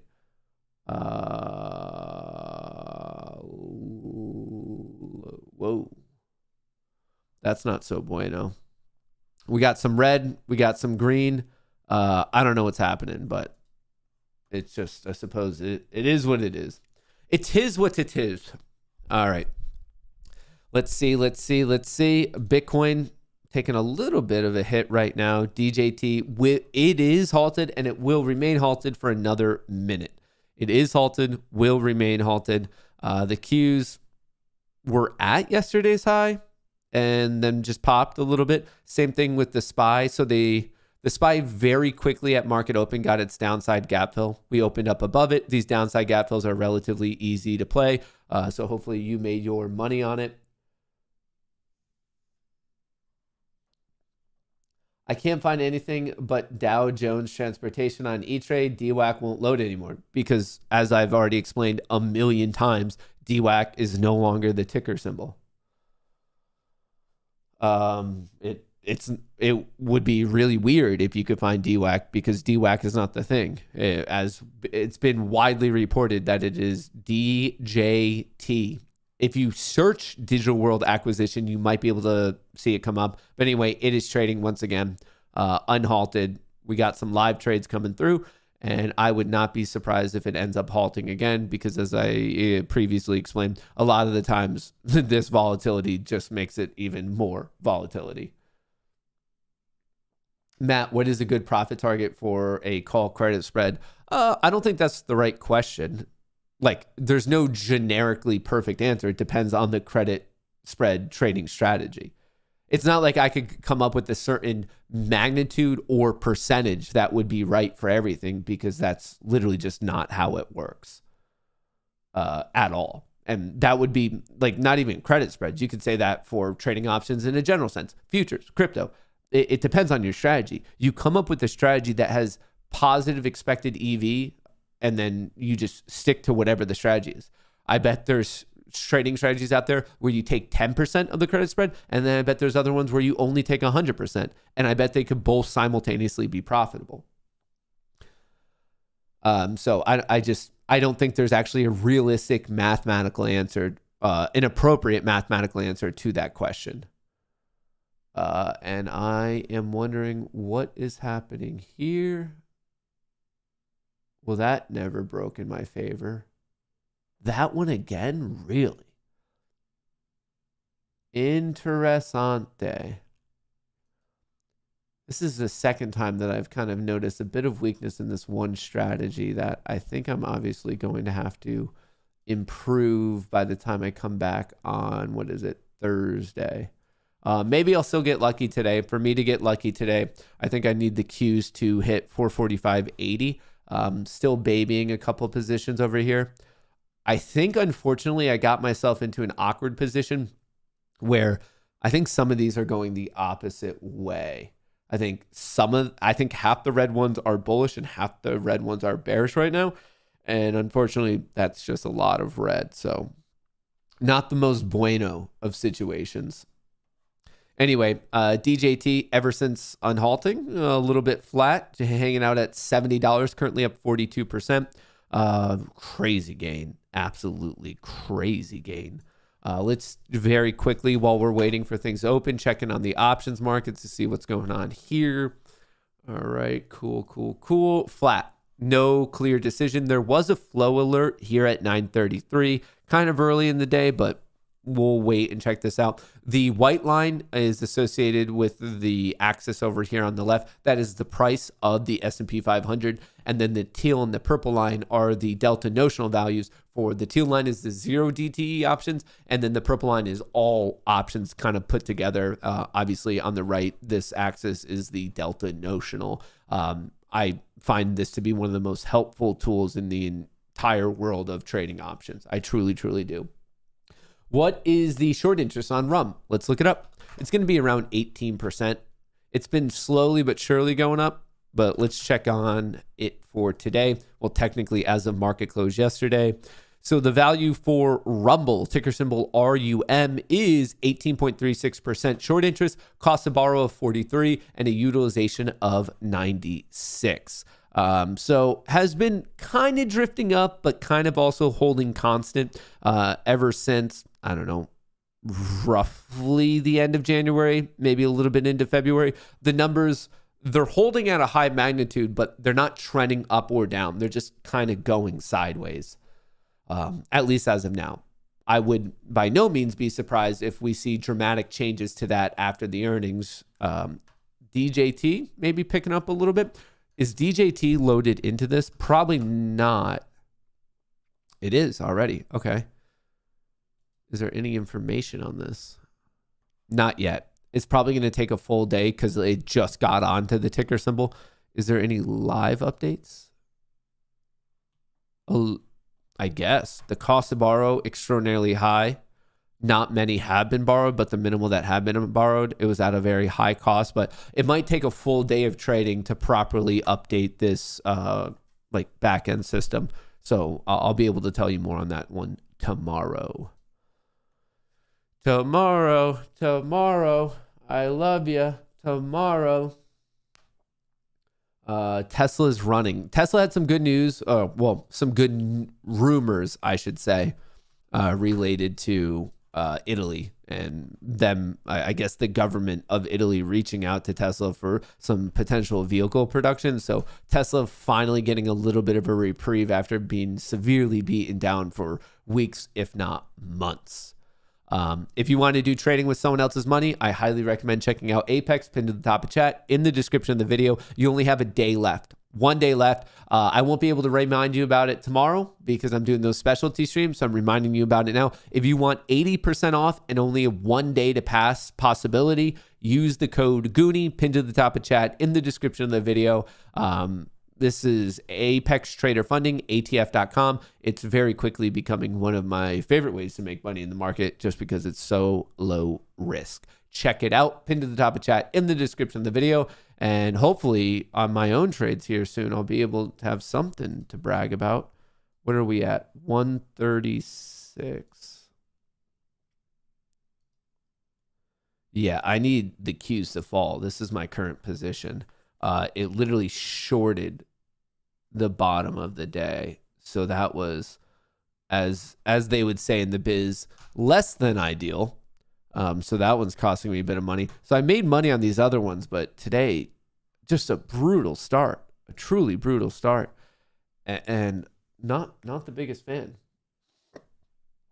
New NFL kickoff rules just approved. I like them. I'll have to look into that a bit later. Well, this isn't necessarily trending in the direction I want it to. Here's to hoping there's at least a little bit of a hit in the Qs. But the SPY getting its downside gap fill. The Q's technically getting its downside gap fill as well. It just only lasted for a couple cents. What's going on? Options picking up? Not really. Options started drifting down with price. So a little bit of a pickup right now in real time. You're seeing some options get a bit more bullish. What do we have? Puts are being closed out and calls are being purchased simultaneously. Interesting. SPY going up, Q's going up. DJT maybe going for this downside gap fill. Nope, that's the wrong DJT. You guys didn't even let me know. DJT currently going flat at $70. So craziness in the first 3 minutes, prompting a halt, and then ever since the halt, pinned to 70. I don't think it'll last long. Don't forget consumer confidence at 10 a.m. Yes, the CB consumer confidence comes out in about 15 minutes. Wouldn't be surprised if that prompts a fair amount of volatility in the market. Would not be surprised. Oh, wait a second.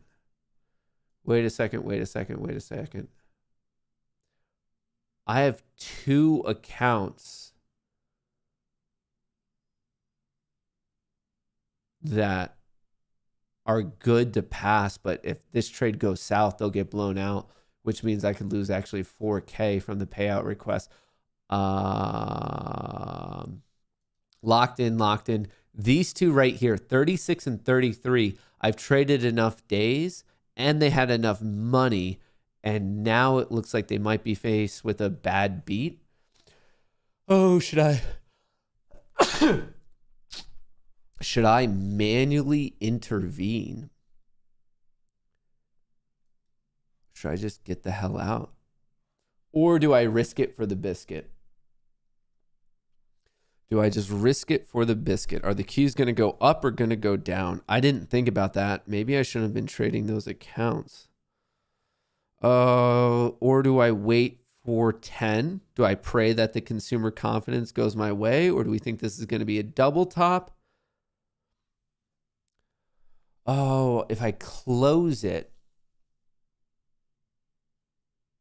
I guess there's risk to reward to consider here. Because if I close it now, I at least give myself a fighting chance of getting it back. Or I could risk it and just be like, oh, are the Qs going to vomit? And then I could get the money on the day. The question is, I suppose, is this a double top? Let's look at the Qs. What are they doing? The Qs are drifting down in the world of options. So even though the price jumped up, you can see the options was not buying it whatsoever. Not at all. People getting out of their calls and buying puts.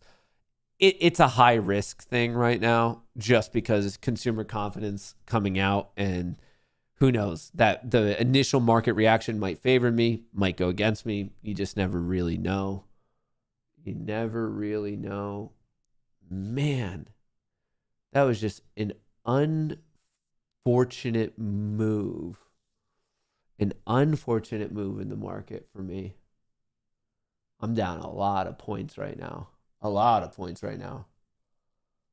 The NFL is adopting XFL kickoff rules. They should, because the kickoff is boring and the NFL wasn't really playing them at all. Or the players weren't really playing the kickoff. It was just almost like traditional. The new NFL kickoff thoughts. So basically they don't want people to build up momentum, because I think they've done extensive studies that suggest a lot of CTE comes from that. So basically, you just aren't allowed to run as much. You're starting a lot closer to each other.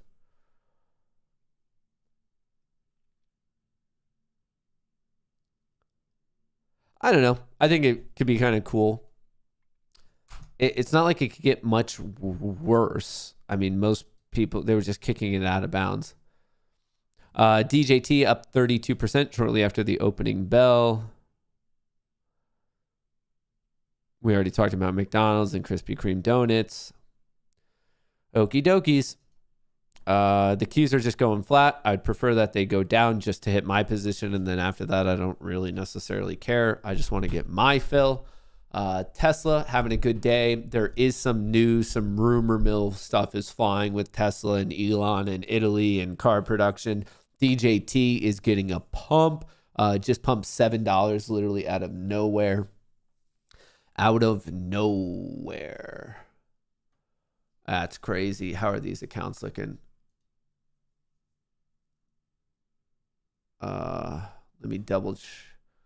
All right. So what is it? 36, 33, 42, 40. Dude, what kind of position have I gotten myself into this morning?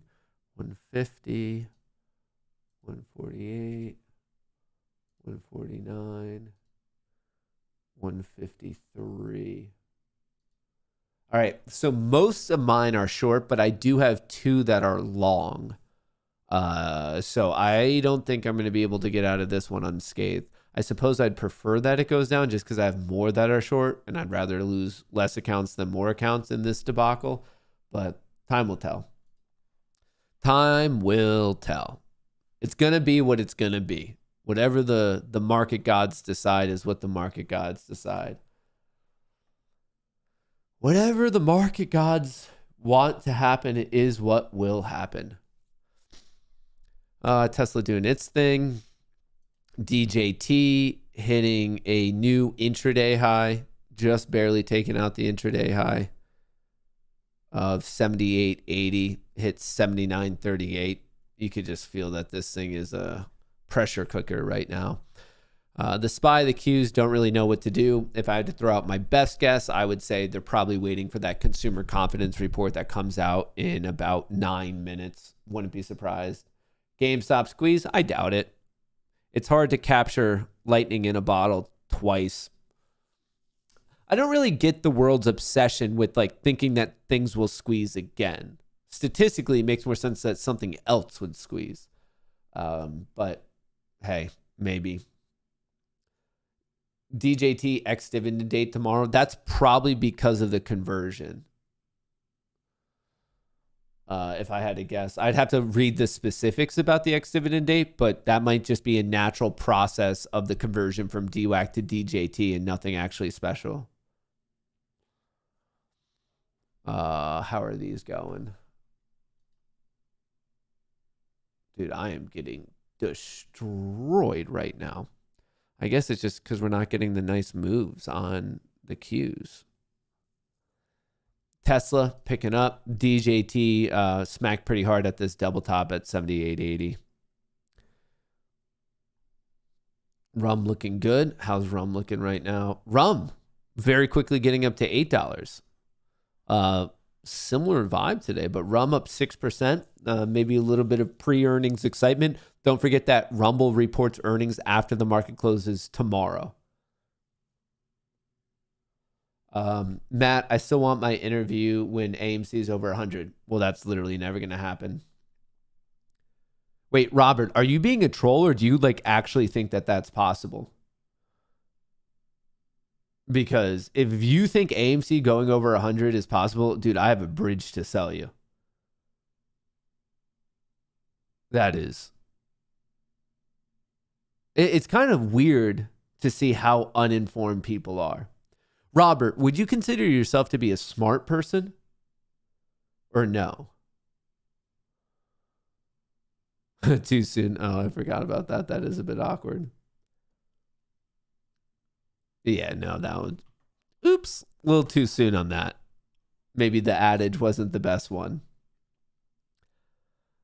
Robert Thompson, very smart. No, you're not. If you think AMC has any legitimate shot in the current situation, you're not that smart. And it's all right to admit it.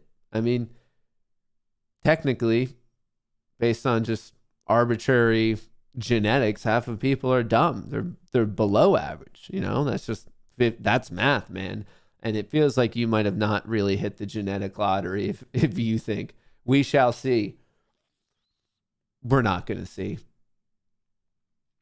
We're not seeing. We're definitely not seeing. It's all right. Your money would, like, it's weird that you're just pissing away money.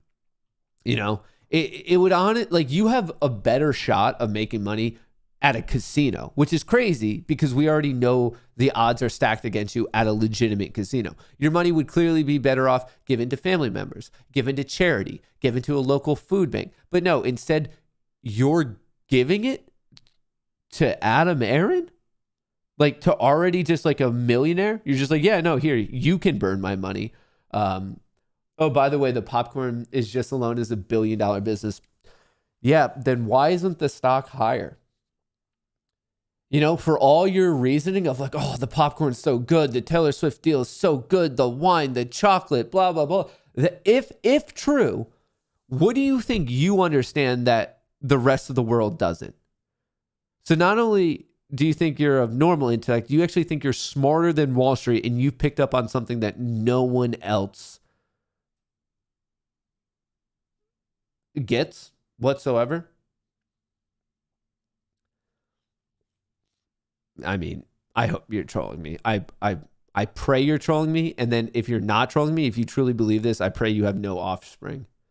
Like, I hope for the financial health of your kids, they don't deserve to be like, to have to deal with your shit at all. Because you are literally burning away their future inheritance. I pray you have not reproduced. Like, it's legitimately unfair and unsafe to those kids that they were just born to have to deal with your financial missteps. I like how the only person supporting him is the same guy who thinks squatting is like completely okay. Chris, once again, none of us are surprised. None of us are surprised that you would agree with that guy. The two peas in a pod. You guys are absolute geniuses. AMC, CEI, and BIOR to 100 soon. I want that interview. Jerry, we'll give it to you. When that happens, we'll give it to you. We're kind of just awkwardly waiting. Market's really choppy. Lower highs, higher lows, trying to make up its decision of what it wants to do today. Remember, there is a consumer confidence report coming out at 10 a.m. 10 a.m. Let's see where we go. Let's see which way it breaks. What is the line in the sand? I forget the number off the top of my head for this one. Consumer confidence 106.9. 106.9. It is the CB consumer confidence for the month of March, 106.9. Last time around, it was 106.7. So they're expecting confidence levels to go up ever so slightly. 106.9 is the line in the sand. Comes out at 10 a.m., which means we have about 2.5 minutes. 2.5 minutes. SPY catching a bit of a bid. What's the options market saying on this? Options market is not liking it. On the Qs, it's not liking it. Interesting. A big discrepancy between the Qs, what the options are doing in the Qs, and what the options are doing in the SPY. Options are a bit more optimistic in the SPY and a bit more pessimistic in the Qs.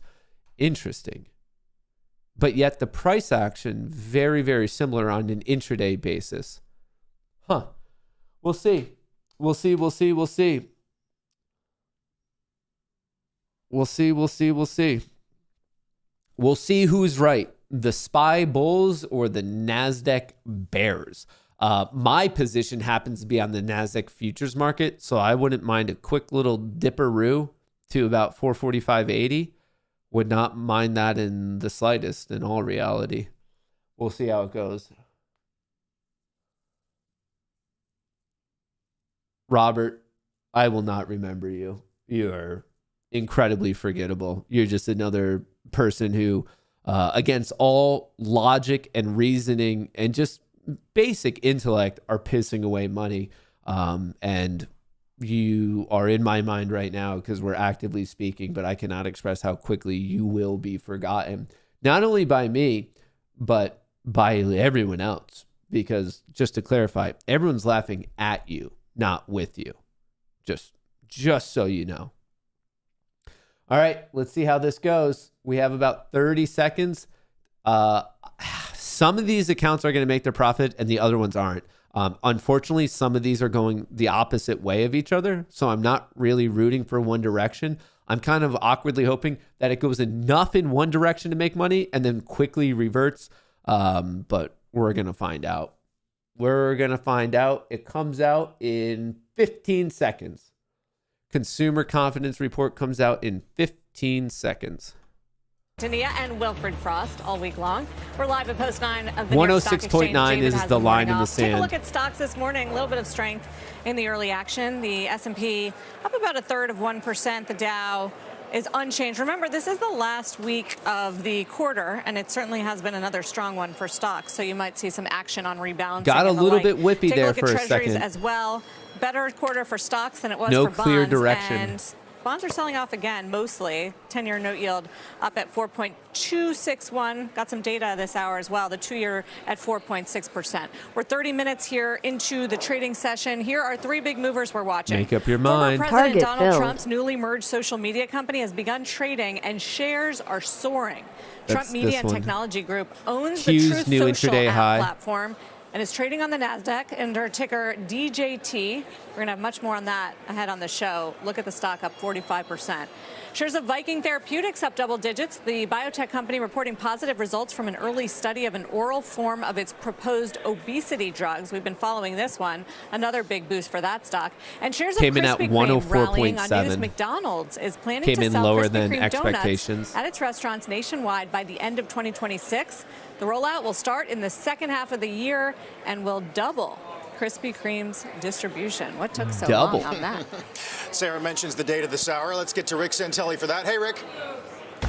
Yes, Rick. Hi, Carl. Consumer confidence. This version from the conference board. These are March numbers. Expecting a headline of 107, a bit of a disappointment. 104.7. 104.7. That follows 106.7. 104.7 would be the lightest read going back to looks like November of last year. And if we look at the present situation, 151.0, a nice jump from its previous read of 147.2. 151.0 would be the second best number of the year. January was 154.9, and that was the best going all the way back to July of 21. Expectations, what may lie ahead, 73.8.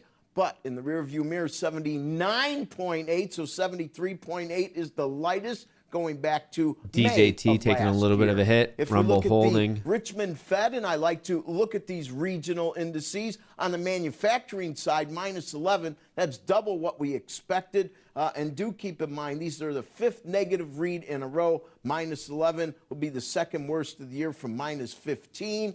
And if we look at the services side, not much better, minus 8, which means that we now have to go all the way back to August of last year to find a number greater than 0. Minus 8 would compare to the weakest level since November of last year when it was minus 9. How does all that sift through? Well, we see that 10-year, as Sarah pointed out, was at 426 before the number. It's been moving 1 basis point lower on these data points at 4.25, which is still basically unchanged. But since we have a record size 5-year today at 1 Eastern, 67 billion, I would like to point out that the 5-year note right now is trading 4.24%. Qs are trying That's to break. Up 1 basis point. Sarah, back to you. All right, thank you. We'll watch the auction. Look for you on results. Rick Santelli. And just on the consumer, Rick just noted the miss on consumer confidence. We're wondering where the consumer is as we go through the rest of the year and how strong the consumer remains. We did get some good color from McCormick, the spice maker, which reported today. Stocks up, profit better. Again, volumes down, pricing is helping. And here's what the CEO is saying about the consumer. Are we not buying enough spices? Consumers remain challenged. 2 years of steep inflation has had an impact, and many are exhibiting value-seeking behavior. While food inflation is slowing, its compounded impact is still being felt by consumers. Budgets are stretched, resulting in choiceful spending decisions, a trend that is continuing from the fourth quarter. In the first quarter, with higher inflation in the food service channel and slowing retail food prices, we broadly saw a shift from food away from home to food at home consumption in our major markets. I thought it was a really good piece of sound as a descriptor of what the consumer is feeling right now, and link it specifically to the consumer confidence number we just got and consumer confidence overall, and maybe some polling numbers which shows that while food inflation is coming down, the compounding impact is still hurting the consumer. They're being choiceful. That was the word they used. Value-oriented has been a really big word this earnings season. And people now making the choice, as we talked about yesterday, to eat less out of the home and more cooking in the home. Benefits companies like this, but also shows you that this has been a heavy weight and a burden for consumers. Rob's looking good the extent at to 8. which you kind of mentioned there, there's a lag effect of food price inflation taking its toll on the consumer because of excess savings that might now be burned down.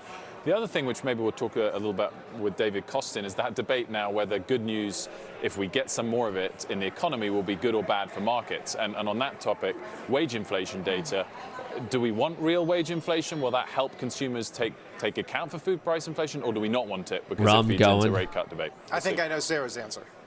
You generally see wage inflation as being... All right. That's enough of that. So consumer confidence coming in less than expected. At first, the market didn't know how to react. The tech sector breaking a little bit to the upside. The S&P 500, the overall market tracked by the ETF SPY, a little bit more questionable of like what it wants to do.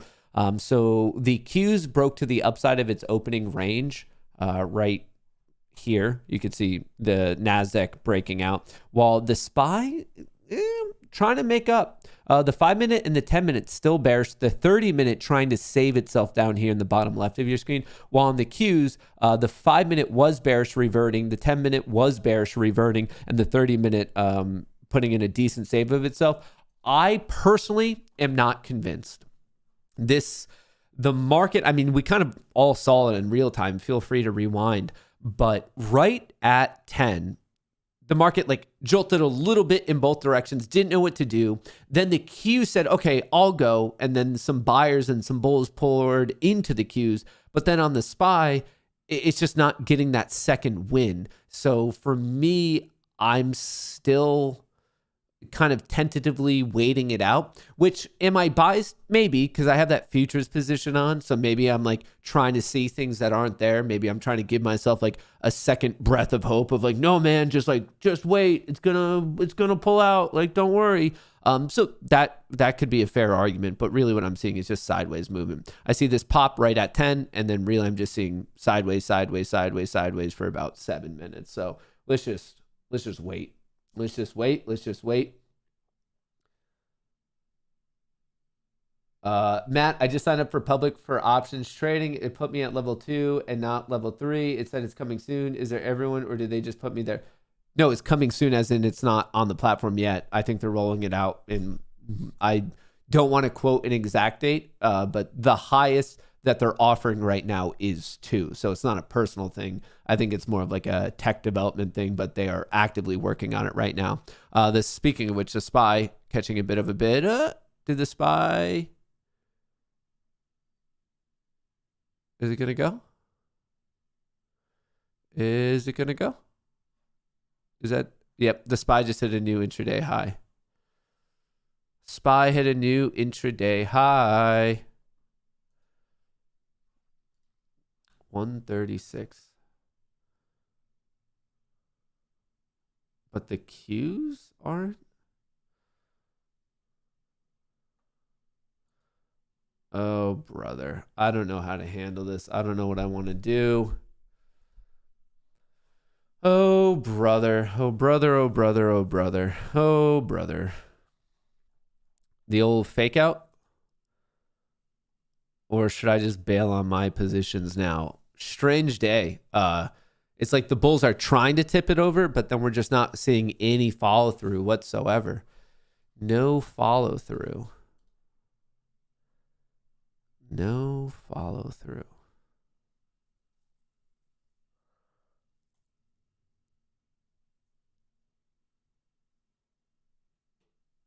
No follow through. Are we coming down? Are we not coming down? I'm so also trying to wrap my head around how some of these just got so screwed. I don't know how these accounts didn't blow out today. Which maybe, since they haven't yet, maybe I should take that as a sign and just be like, all right, I'm going to close it out. Or I don't know how in that pop I didn't lose those accounts. I'm really confused, but maybe I'll get lucky. Thoughts on doubling down in GME? I have 21 average. You like it? Nope, I wouldn't touch it. I wouldn't buy any more AMC or GME. I see no point to it. I mean, it's a question of capital efficiency. We all have a finite amount of capital, so you have to put your money where you think you have the best risk to reward and the best odds.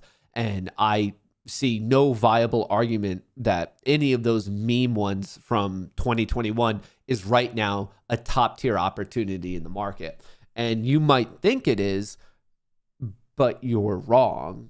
Like if you have it and you want to hold it for nostalgic reasons, maybe you think you're going to get lucky. I wish you the best, but to try to think that it's like a top 10, a top 20, a top 30, a top 50 opportunity in this market right now, you gotta take a break from the grass. Like it's just not. And I mean, if you think it is, all the power to you, but it is simply not.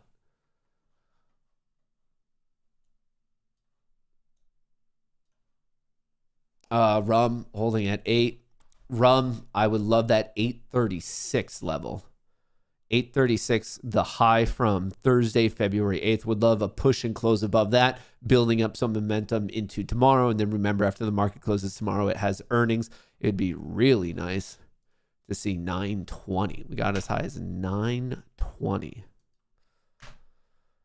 836, 920. Remember, about 18% short interest. Whoa. Am I going to get lucky? No. No way. Is your boy going to get lucky? Am I going to turn all these frowns upside down? No. I have a lot of short positions. 1, 2, 3, 4, 5, 6, 7, 8, 9, 10. 10 short positions. No way am I going to get lucky. I am currently down thousands of dollars on this. No.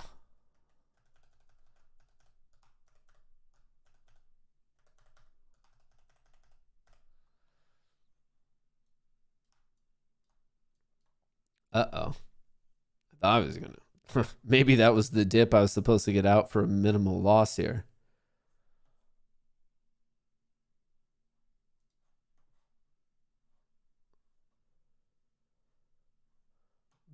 Was that my fake out where I should have just taken him and like, thank you for the minimal loss? Or hang on, let's see if we can make some reasoning. So price dipped, so did options on the SPY, but then they were quickly purchased. Qs dipped hard as well, but then once again, similar to the SPY, quickly purchased. So price and options dipping, but lasting for not long whatsoever. I need this below 446. What are we doing? What are we doing, man? So the 5-minute on the S&P 500 got up to try to get the cloud to go back green, got smacked. The 10-minute, similar situation. The 30-minute on the S&P 500 trying to save itself. NQ right here, Try to go bullish, try to flip the cloud in the middle of going from red to green in the EMA cloud. But at that decision point, same thing with the 10 minute. The 10 minute got on top, but never really got the cloud to go green. And now it's dancing around. The 30 minute definitely holding that bullish line then. So right now, a lot of awkwardness. I don't think you should feel overly confident in either direction right now.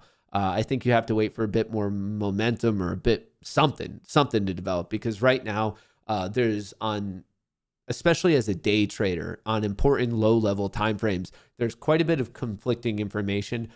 So I don't at this, I see no reason to rush a trade. No reason to rush a trade whatsoever.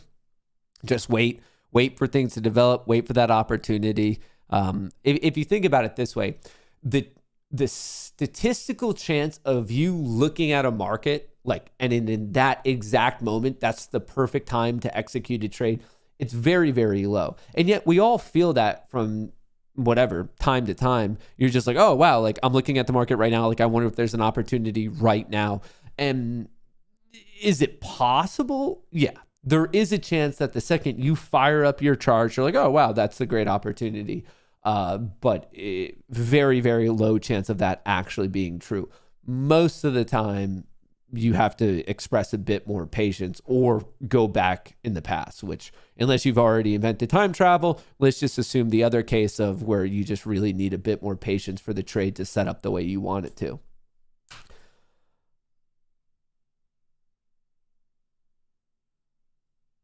Patience. Don't force it. The market, I either need to see a more convincing hold of the breakout, or I need to see the smack of the fake out breakout to be harder. So right now, in both cases, the SPY's picking up a little bit more, but the Qs, it's not getting smacked hard, but it's also not breaking out. It is basically in its first 6-minute opening range. And actually, so is the SPY within the first 6-minute opening range. I'm saying 6, which is an awkward time just because I'm on the 3-minute chart, and we're within the first 2 bars. We're within the first 5-minute opening range in all reality. We're just not really moving today. Patience. Matt, is DJT going to keep climbing? Oh, should I call 1-800 stock market and ask for you? Or who should I call? Ken Griffin? Or who do you think I have the capability of reaching out to know if it's going to keep climbing? I could either call the stock market, I could call Ken Griffin, I could ask Piper, I could consult my astronaut man. Is it going to keep climbing? If I definitively knew that, do you think I would actually tell you? Or do you think I would be just sipping some pina coladas on some exclusive private beach? Call Trump. Just call Trump. Hey, man, are you going to push your own stock up? I bet if you called him, he's like, oh, hell yeah, we're going up. Hell yeah, we're going up. I wonder what his reaction would be. Call P. Diddy. I think he might be busy with some other things today. Tony Stark. I don't have Tony Stark's number, and I'm pretty sure he's dead. Well, awkwardly waiting for the market to do anything. Popped a little bit, gave it back. The SPY popped a little bit, gave it back, but had a bit better of a bounce. RUM was just above 8, slightly smacked. Energy sector down. Financial sector up. Utility sector down. Industrials sideways. Healthcare sideways. Tech is looking just like the Qs. Not really sure what it wants to do. Just call Donald, the Don. Hey, Don, which way are you doing this today? I'm kind of nervous to get off the screen because we might be missing a breakout or a breakdown. Let me go over here. I'm curious, DJT, if Fintel updated yet. DJT. Let's see.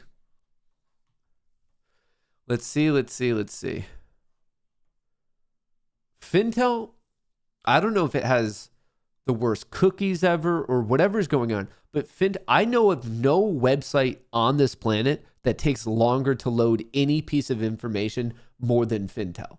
Is that just me? Like, does Fintel particularly hate me? Has anyone else noticed that?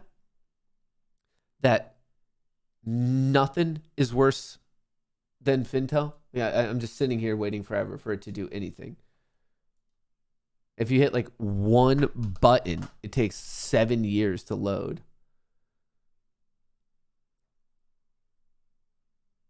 Yeah, I'm not seeing DJT loaded into Fintel quite yet.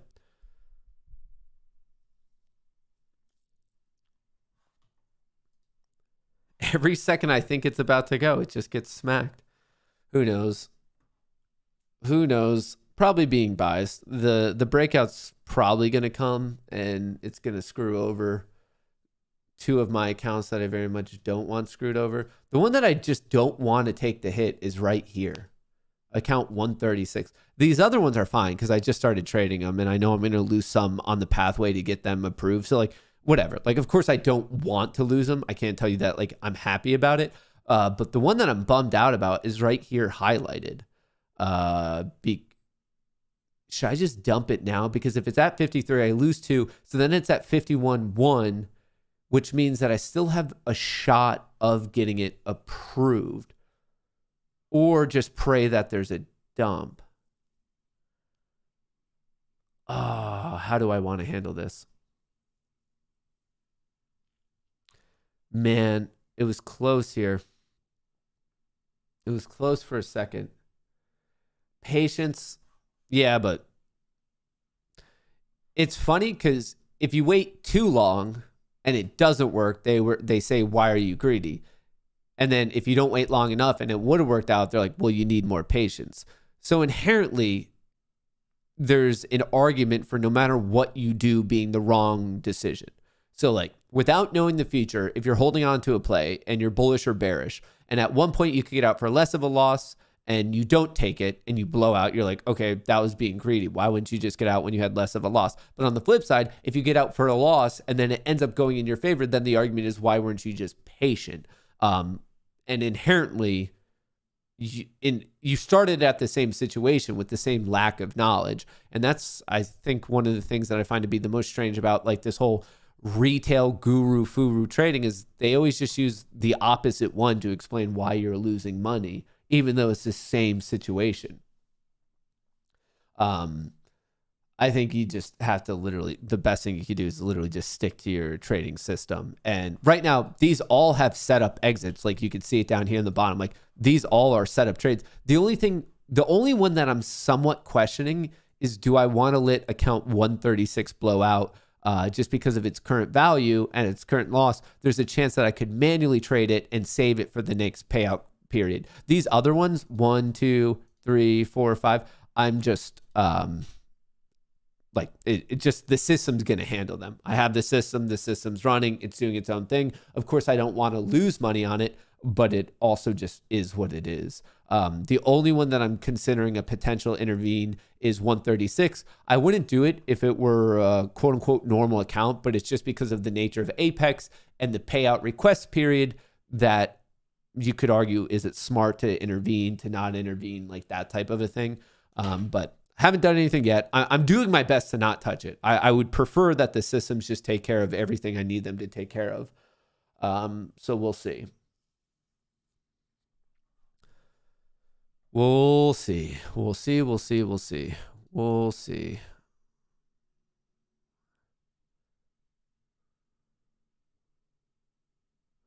Just about every reply from people who have actual expertise on these boats experience being on them support and boat loss power and the high winds current push it. Sometimes accidents are just that. Power outages wasn't a cyber attack, perfectly planned to the nanosecond. So winds pushed it? That's something. Come on, Q's.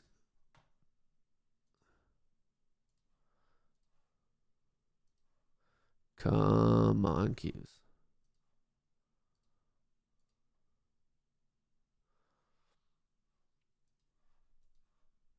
The SPY has slowly but surely been trending up in the options market, and the Qs have been looking considerably more choppy. Choppy. A lot more choppy. So yeah, SPY, nice grind to the upside. Qs, choppy as of now. DJT, flat at 72. Rumble ran just past 8. Now it's just below 8. Tesla was up on some decent news, actually looking kind of strong. Meta, Microsoft recovery. Netflix pushing. Amazon kind of flat. Nvidia sloping down, but kind of flat. Coin dumped, popped. Overall kind of flat. Bitcoin just below 70,000, 69,950. Now we're just awkwardly waiting. Well, while we're waiting for something to awkwardly play out, I ask of you, since I have a flight today and then again on Thursday, any recommendations of what I should watch and or read? Anything on what I should watch and or read on the plane? TV suggestions, movie suggestions, book suggestions. What do you guys have for me? Watch anything good lately? 3 Body Problem. I'm almost actually done with that. I've been enjoying it though. It's kind of cool. Cool concept. Shogun. So I tried to start watching that on the Stair Stepper. I didn't realize most of it would require me reading. So I watched most of the first episode and I have no idea what's going on. No idea what's going on just because I was not in an environment where I could read all of it and I don't speak Japanese. I already saw Roadhouse. I actually got invited to the premiere here in New York and I love it. I thought that was a great, hilarious, action-filled movie. You get exactly what you sign up for. For all of those of you who want a good movie suggestion, I think Roadhouse is a solid one. Andrew Huberman podcast, go pretty quick. Am I even allowed to listen to him? It sounds like he's being canceled right now. Real apes only watch The Wolf of Wall Street. The people who... there would be no overlap there. There would be no overlap with Wolf of Wall Street and apes at all. 2 completely different goals, 2 completely different intellects. They cloned Tyrone. I've actually heard really good things about that. Is it worthwhile to watch it? I heard that it was crazy good.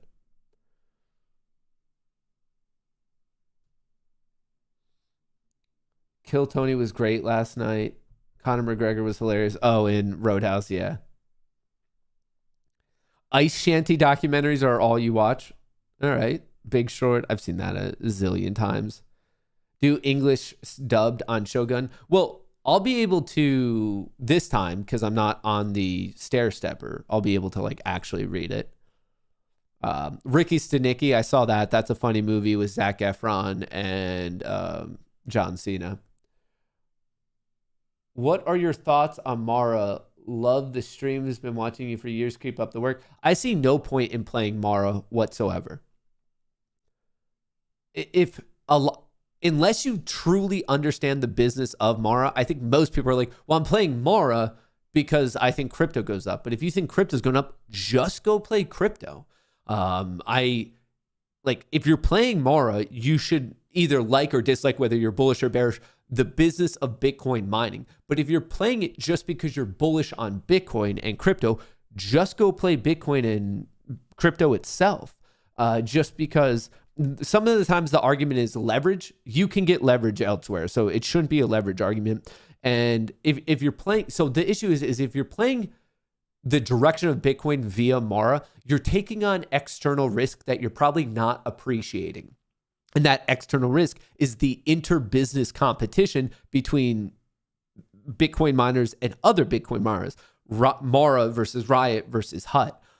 So I see most people, and I don't know if this is your particular case, but if you are playing Mara because you like Bitcoin, I think you should just be playing Bitcoin. If you're bullish or bearish on Bitcoin, go be bullish or bearish on Bitcoin, not on a thing that you think will move somewhat in a correlated manner, but then also has other things such as market offerings, inter-business competition, regulations, like the list goes on and on and on.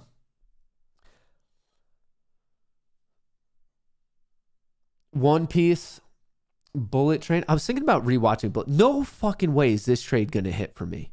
No way is this trade going to hit for me. No. Look at it. Shorted it right at market open. I don't think it gets more unlucky than that. Literally minute one, I pretty much bottom ticked it. No way. No way, no way, no way. Do it. Do it. Give me that money. Give me that. Literally minute one. It's like, all right, let's go. Let's rip it. Come on. Just right here. Just hit 48. We'll call it a day. I'm not even being that greedy. I'm not even moving my profit targets or anything like that. Let's just bring it home. Bring it home. There we go. That's target filled. Did we get all of them are green? I am the fuck. There's two more that are still alive. Why are these two still alive? 140 and 153. Oh no, it needed a little bit more. It needed 47 and it got to 48. That's 4 more cents. No, that's 2.5 cents in the Qs. I needed the Qs because obviously I'm playing this on the futures market. I needed the NASDAQ, the Qs, QQQ. I needed that to go down 2.5 more cents and I would have been out of this. I would have been out of this. Go, go, go, go, go, go, go, go, go, go, go, go, go, go, go, go, go, go. Go, go, go, go, go. Go, go, go. Target filled.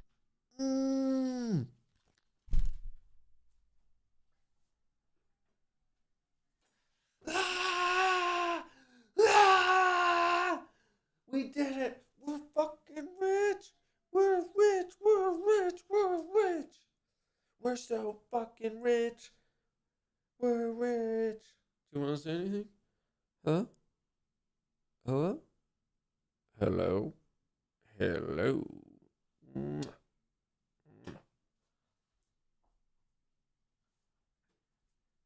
Crushed it.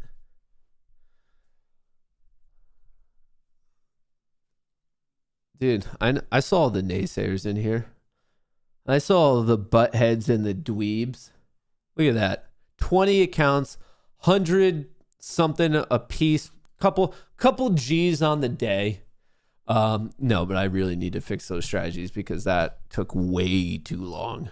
That was a little suspect. I'm happy that I saved these accounts, and my biggest concern was these right here, the top 4. 1, 2, 3, 4 are all trading enough days and have enough profit that as long as I don't blow the accounts out by April 1st, so 6 days from now, I'll be able to take out $2,000, $4,000, $6,000, $8,000 in total. So that's why I was getting particularly nervous about 36.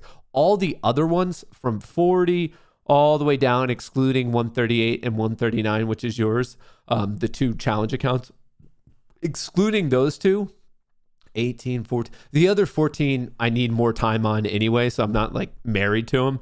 But I was getting particularly concerned about 36 because basically, I have 2K locked in if I have the patience to just wait, and then I got in a trade where it could have blown out, so got a little bit sketchy. But hey, the market gods smile upon me. Do I want to keep running these? God, no. We're turning all of these off.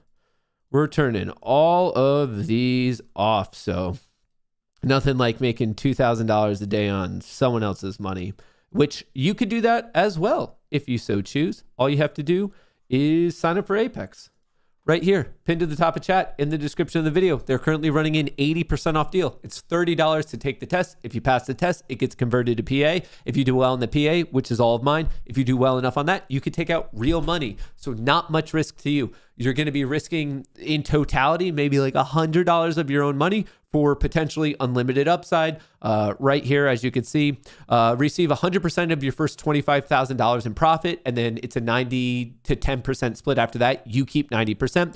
You could do 2 payouts a month, and then after 3 months, it's unlimited of how high you could go. All these different rules, check it out. It's cool. Read it, atf.com. Follow the link pinned to the top of chat. I think it's really fun. Got a little bit nervous there for a second, but I think it's really fun. Thanks for explanation. I am a lot of Bitcoin. Can't wait to see the stream tomorrow on Rumble. Just added more share to my long term. I hope it crushes it. That's very kind of you to send in. What happened to the SPY? Well, it's just not holding. Just not holding. Just not holding. Which, speaking of that, Piper in that craziness fired off. So if you are in the Discord, I am posting it right now. And if you want to get into the Discord, you should sign up.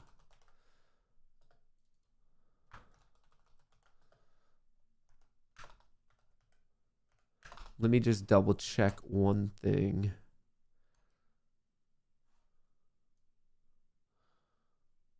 Let me check one thing.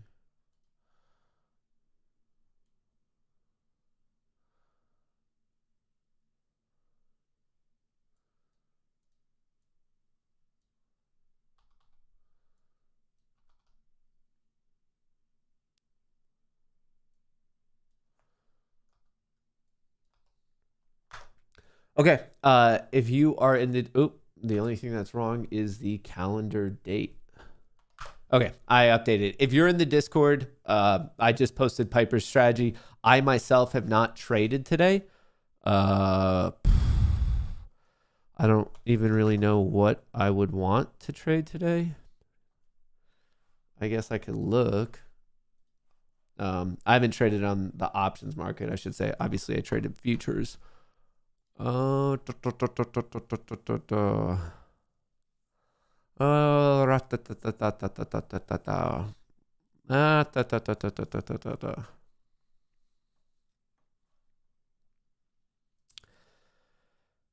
brother, how do I want to handle this? How do I want to handle this?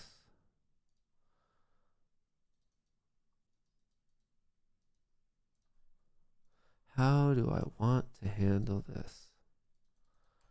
All right. Nothing like slinging a trade before you have to get on a plane and run out of service, you know? All right. I just made my trade. My trade of the day. Slowly but surely rebuilding this account, which is going to take forever, but I did it to myself, so I cannot complain. It is all my fault.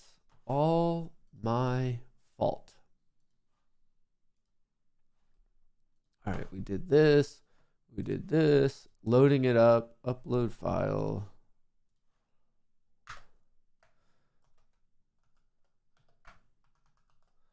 What did I do?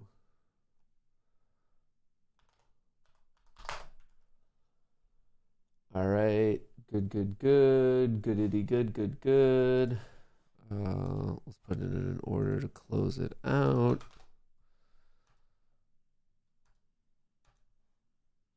All right. My order's in to close it out.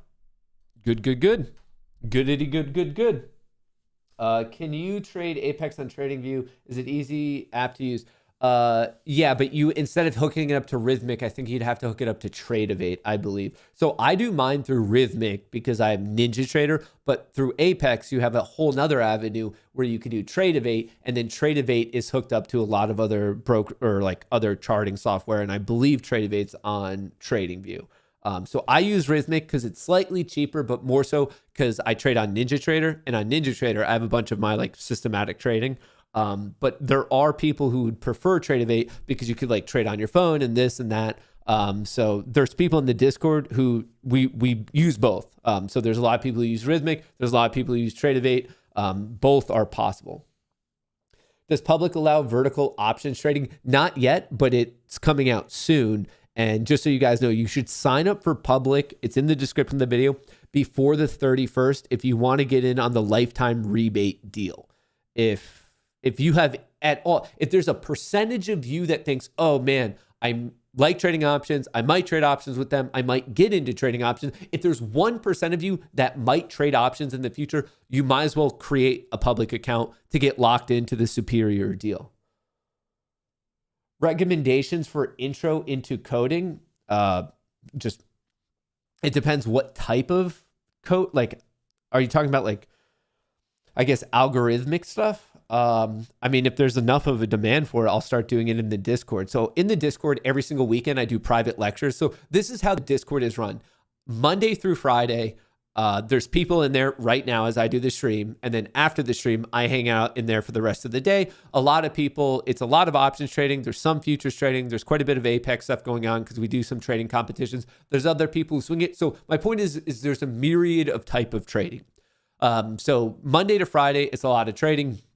And then on Sunday, we do private lectures. And in the private lectures, it's basically like at first, it was like a lot of teaching advanced option strategies. From there, it's kind of deviated into the world of statistical analysis of the market. And if there's enough demand to be like, hey, no, like we want live lectures on how to code up trading strategies, I'm more than happy to do it. I just kind of go with like whatever's in the highest demand. So recently, it's been a lot of statistical analysis. For example, this most recent Sunday, it was the odds of playing the gaps on the SPY and the Qs on the daily chart. And what I mean by that is, so on the SPY, for example, there's this gap. So right here, there's a legitimate gap in the chart. There's a legitimate gap in the chart between Wednesday, February 21st and Thursday, February 22nd. So when the market opened on Thursday morning at 9:30, what are the odds of getting the gap fill that day? The next day? Does it change based on the day of the week? Does it change based on how large the gap is above the previous day's high? So we got into that of when is the appropriate time to quote unquote play the gap fills and when is the appropriate time to not play the gap fills. So we did that on the SPY. We also did it on the Qs. Obviously, similar situation. You can see a giant gap right here. So basically, I was able to statistically prove that in both of these circumstances, the SPY between Wednesday the 21st and Thursday, and then also the same thing on the Qs, Wednesday the 21st, I was able to statistically prove why you should not have played the gap fill on those days. But then recently, we had more gaps in here that are since filled. I was able to statistically prove why it was worthwhile to actually legitimately take that trade. The reason I like doing that type of stuff, and I know it's a little bit different and to think about the market in that manner, is it's the only thing that I've been able to actually make money on in the market. I know that there's some people out there of like, oh, I have a gut feel about this. Oh, look at this technical pattern. It's breaking out. It's breaking down. And like, yeah, but I'm right half the time and I'm wrong half the time. And I wasn't right enough half the time in terms of size to like surmount the amount that I was losing the other 50% of the time. So basically for me, the only success I've found in the market is when I stick to a very methodical, statistically backed trading methodology. There are some people out there who, for whatever reason, they have a special knack for seeing the market. They have a special gut feel and it works out for them. And I'm jealous of those people. But please understand, most people who say they do it that way, they're actually net losers. There's very few people I've met who they don't really have like a pure plan for trading. They just kind of go off that gut feel. And there's only a small fraction of those people who are actually net profitable. And think about it in your own trading, the amount of time you've dedicated to trading and learning and this and that. I get that when you're doing gut feel, you're like, yeah, I'm right sometimes, but are you saying you're just right 50% of the time? Is your overall historic P&L in the green or is it in the red? If it's in the red, you got to switch it up. You got to do something different. If it's in the green and you're consistently profitable, great. Do whatever you're doing. I don't want to get in the way of a recipe that's working for you. But I mean, myself, the amount of hours and thousands of dollars I used on teaching, and I followed everything they did, and then still at the end of the year, at the end of the quarter, whatever the time frame was, I was still in the red. And I was like, well, something's wrong here. And that's when I started to rely a little bit more on my own background of computer science and statistics. And then I started using that instead and letting the system dictate what I should do and what I shouldn't do. And ever since then, it's been a much more profitable journey, much more. Yes, we can do code up trading strats on Sunday lectures. If there's demand, I'm more than willing to teach at least what I know. I love everyone keeping info behind paywalls. Not. Wait, what?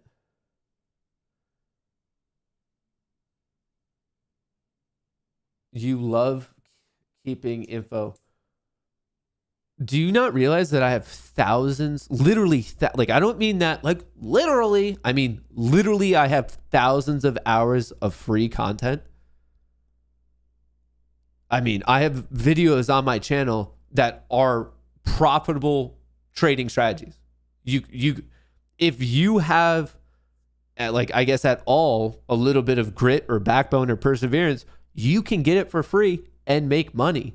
I think more so of what you mean to say is you're upset that someone won't hold your hand and basically do all of the work to make money for you. I think that's actually what you mean, because not even on my own, but do you know how much free information is out there? And if you're like complaining about it, that people out there, not even just me, but people out there have dedicated their life and their career to learning something. And they're like, oh, okay, maybe I should be like paid a little bit on the back end to like share that knowledge in a very educational, thought out, constructive manner. And you're like, no.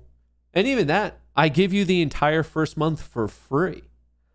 But I get it. I mean, with an attitude like that, you're not going to be successful in this. With AMC, my first ever stock, on pure gut, I got a good, yo, what are you being like that? I don't need anyone holding my hand. Boy, I made my own flashcards. Go fuck yourself. This is the most confusing message. With AMC, my first ever stock, on pure gut, I got a good, yo, WTF. Why you being like that? I don't need anyone holding my hand, boy. I made my own flashcards. You sound like a phenomenal trader. That's how they do it. By calling people boy and trading with flashcards. What? I know this is opening a can of worms, but what's on your flashcards? I was in the middle of a comment and you started hating on me.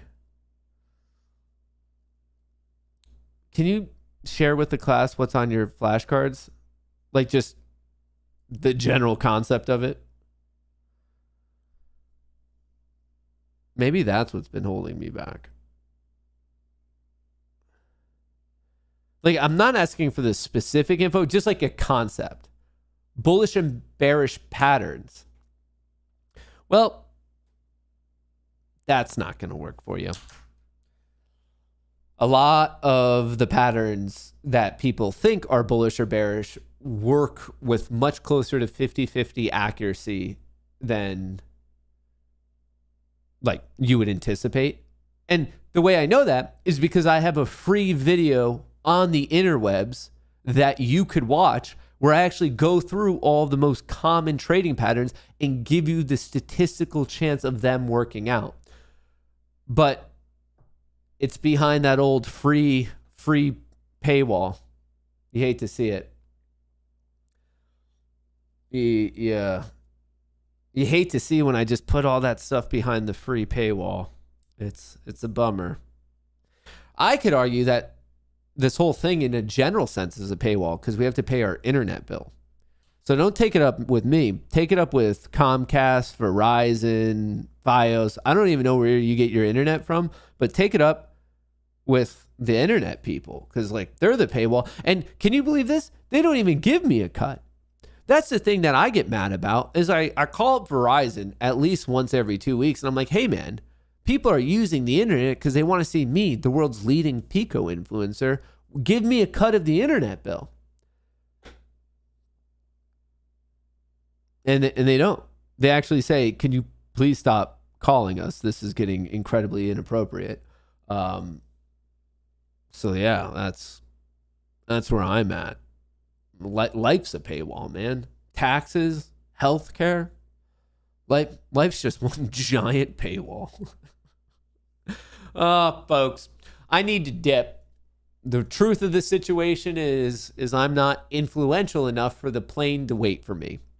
One of these days, I might be the guy like Tony Stark who says, the plane leaves when I show up because it's my plane. Alas, today is not that day. In fact, if I'm not there a half hour early, United looks at me and says, what the fuck are you doing? The door's closed. So I need to make like a baby and head out to catch my flight down to Florida. If you're in Florida, give me a shout. Maybe we're in the same neck of the woods. But tomorrow we are streaming. It'll just be on the Rumble channel. We'll have a show in the morning and then a specialty show at night with Chris Pavlovsky, the CEO of Rumble. So I hope you guys tune in. Should be an exciting one. I hope you crush the market today. People in the Discord, I'll be on my phone. I'm going to buy the internet on the plane if it works. Another fucking paywall. And we're going to figure it out. But that's what I have from you. Love you all. Sign up for the Discord. Sign up for Apex. And most importantly, get yourself some 1775 coffee. I can't wait to try those nootropics. I want to see how they end up working out. That's what I have for you. Much love. Peace.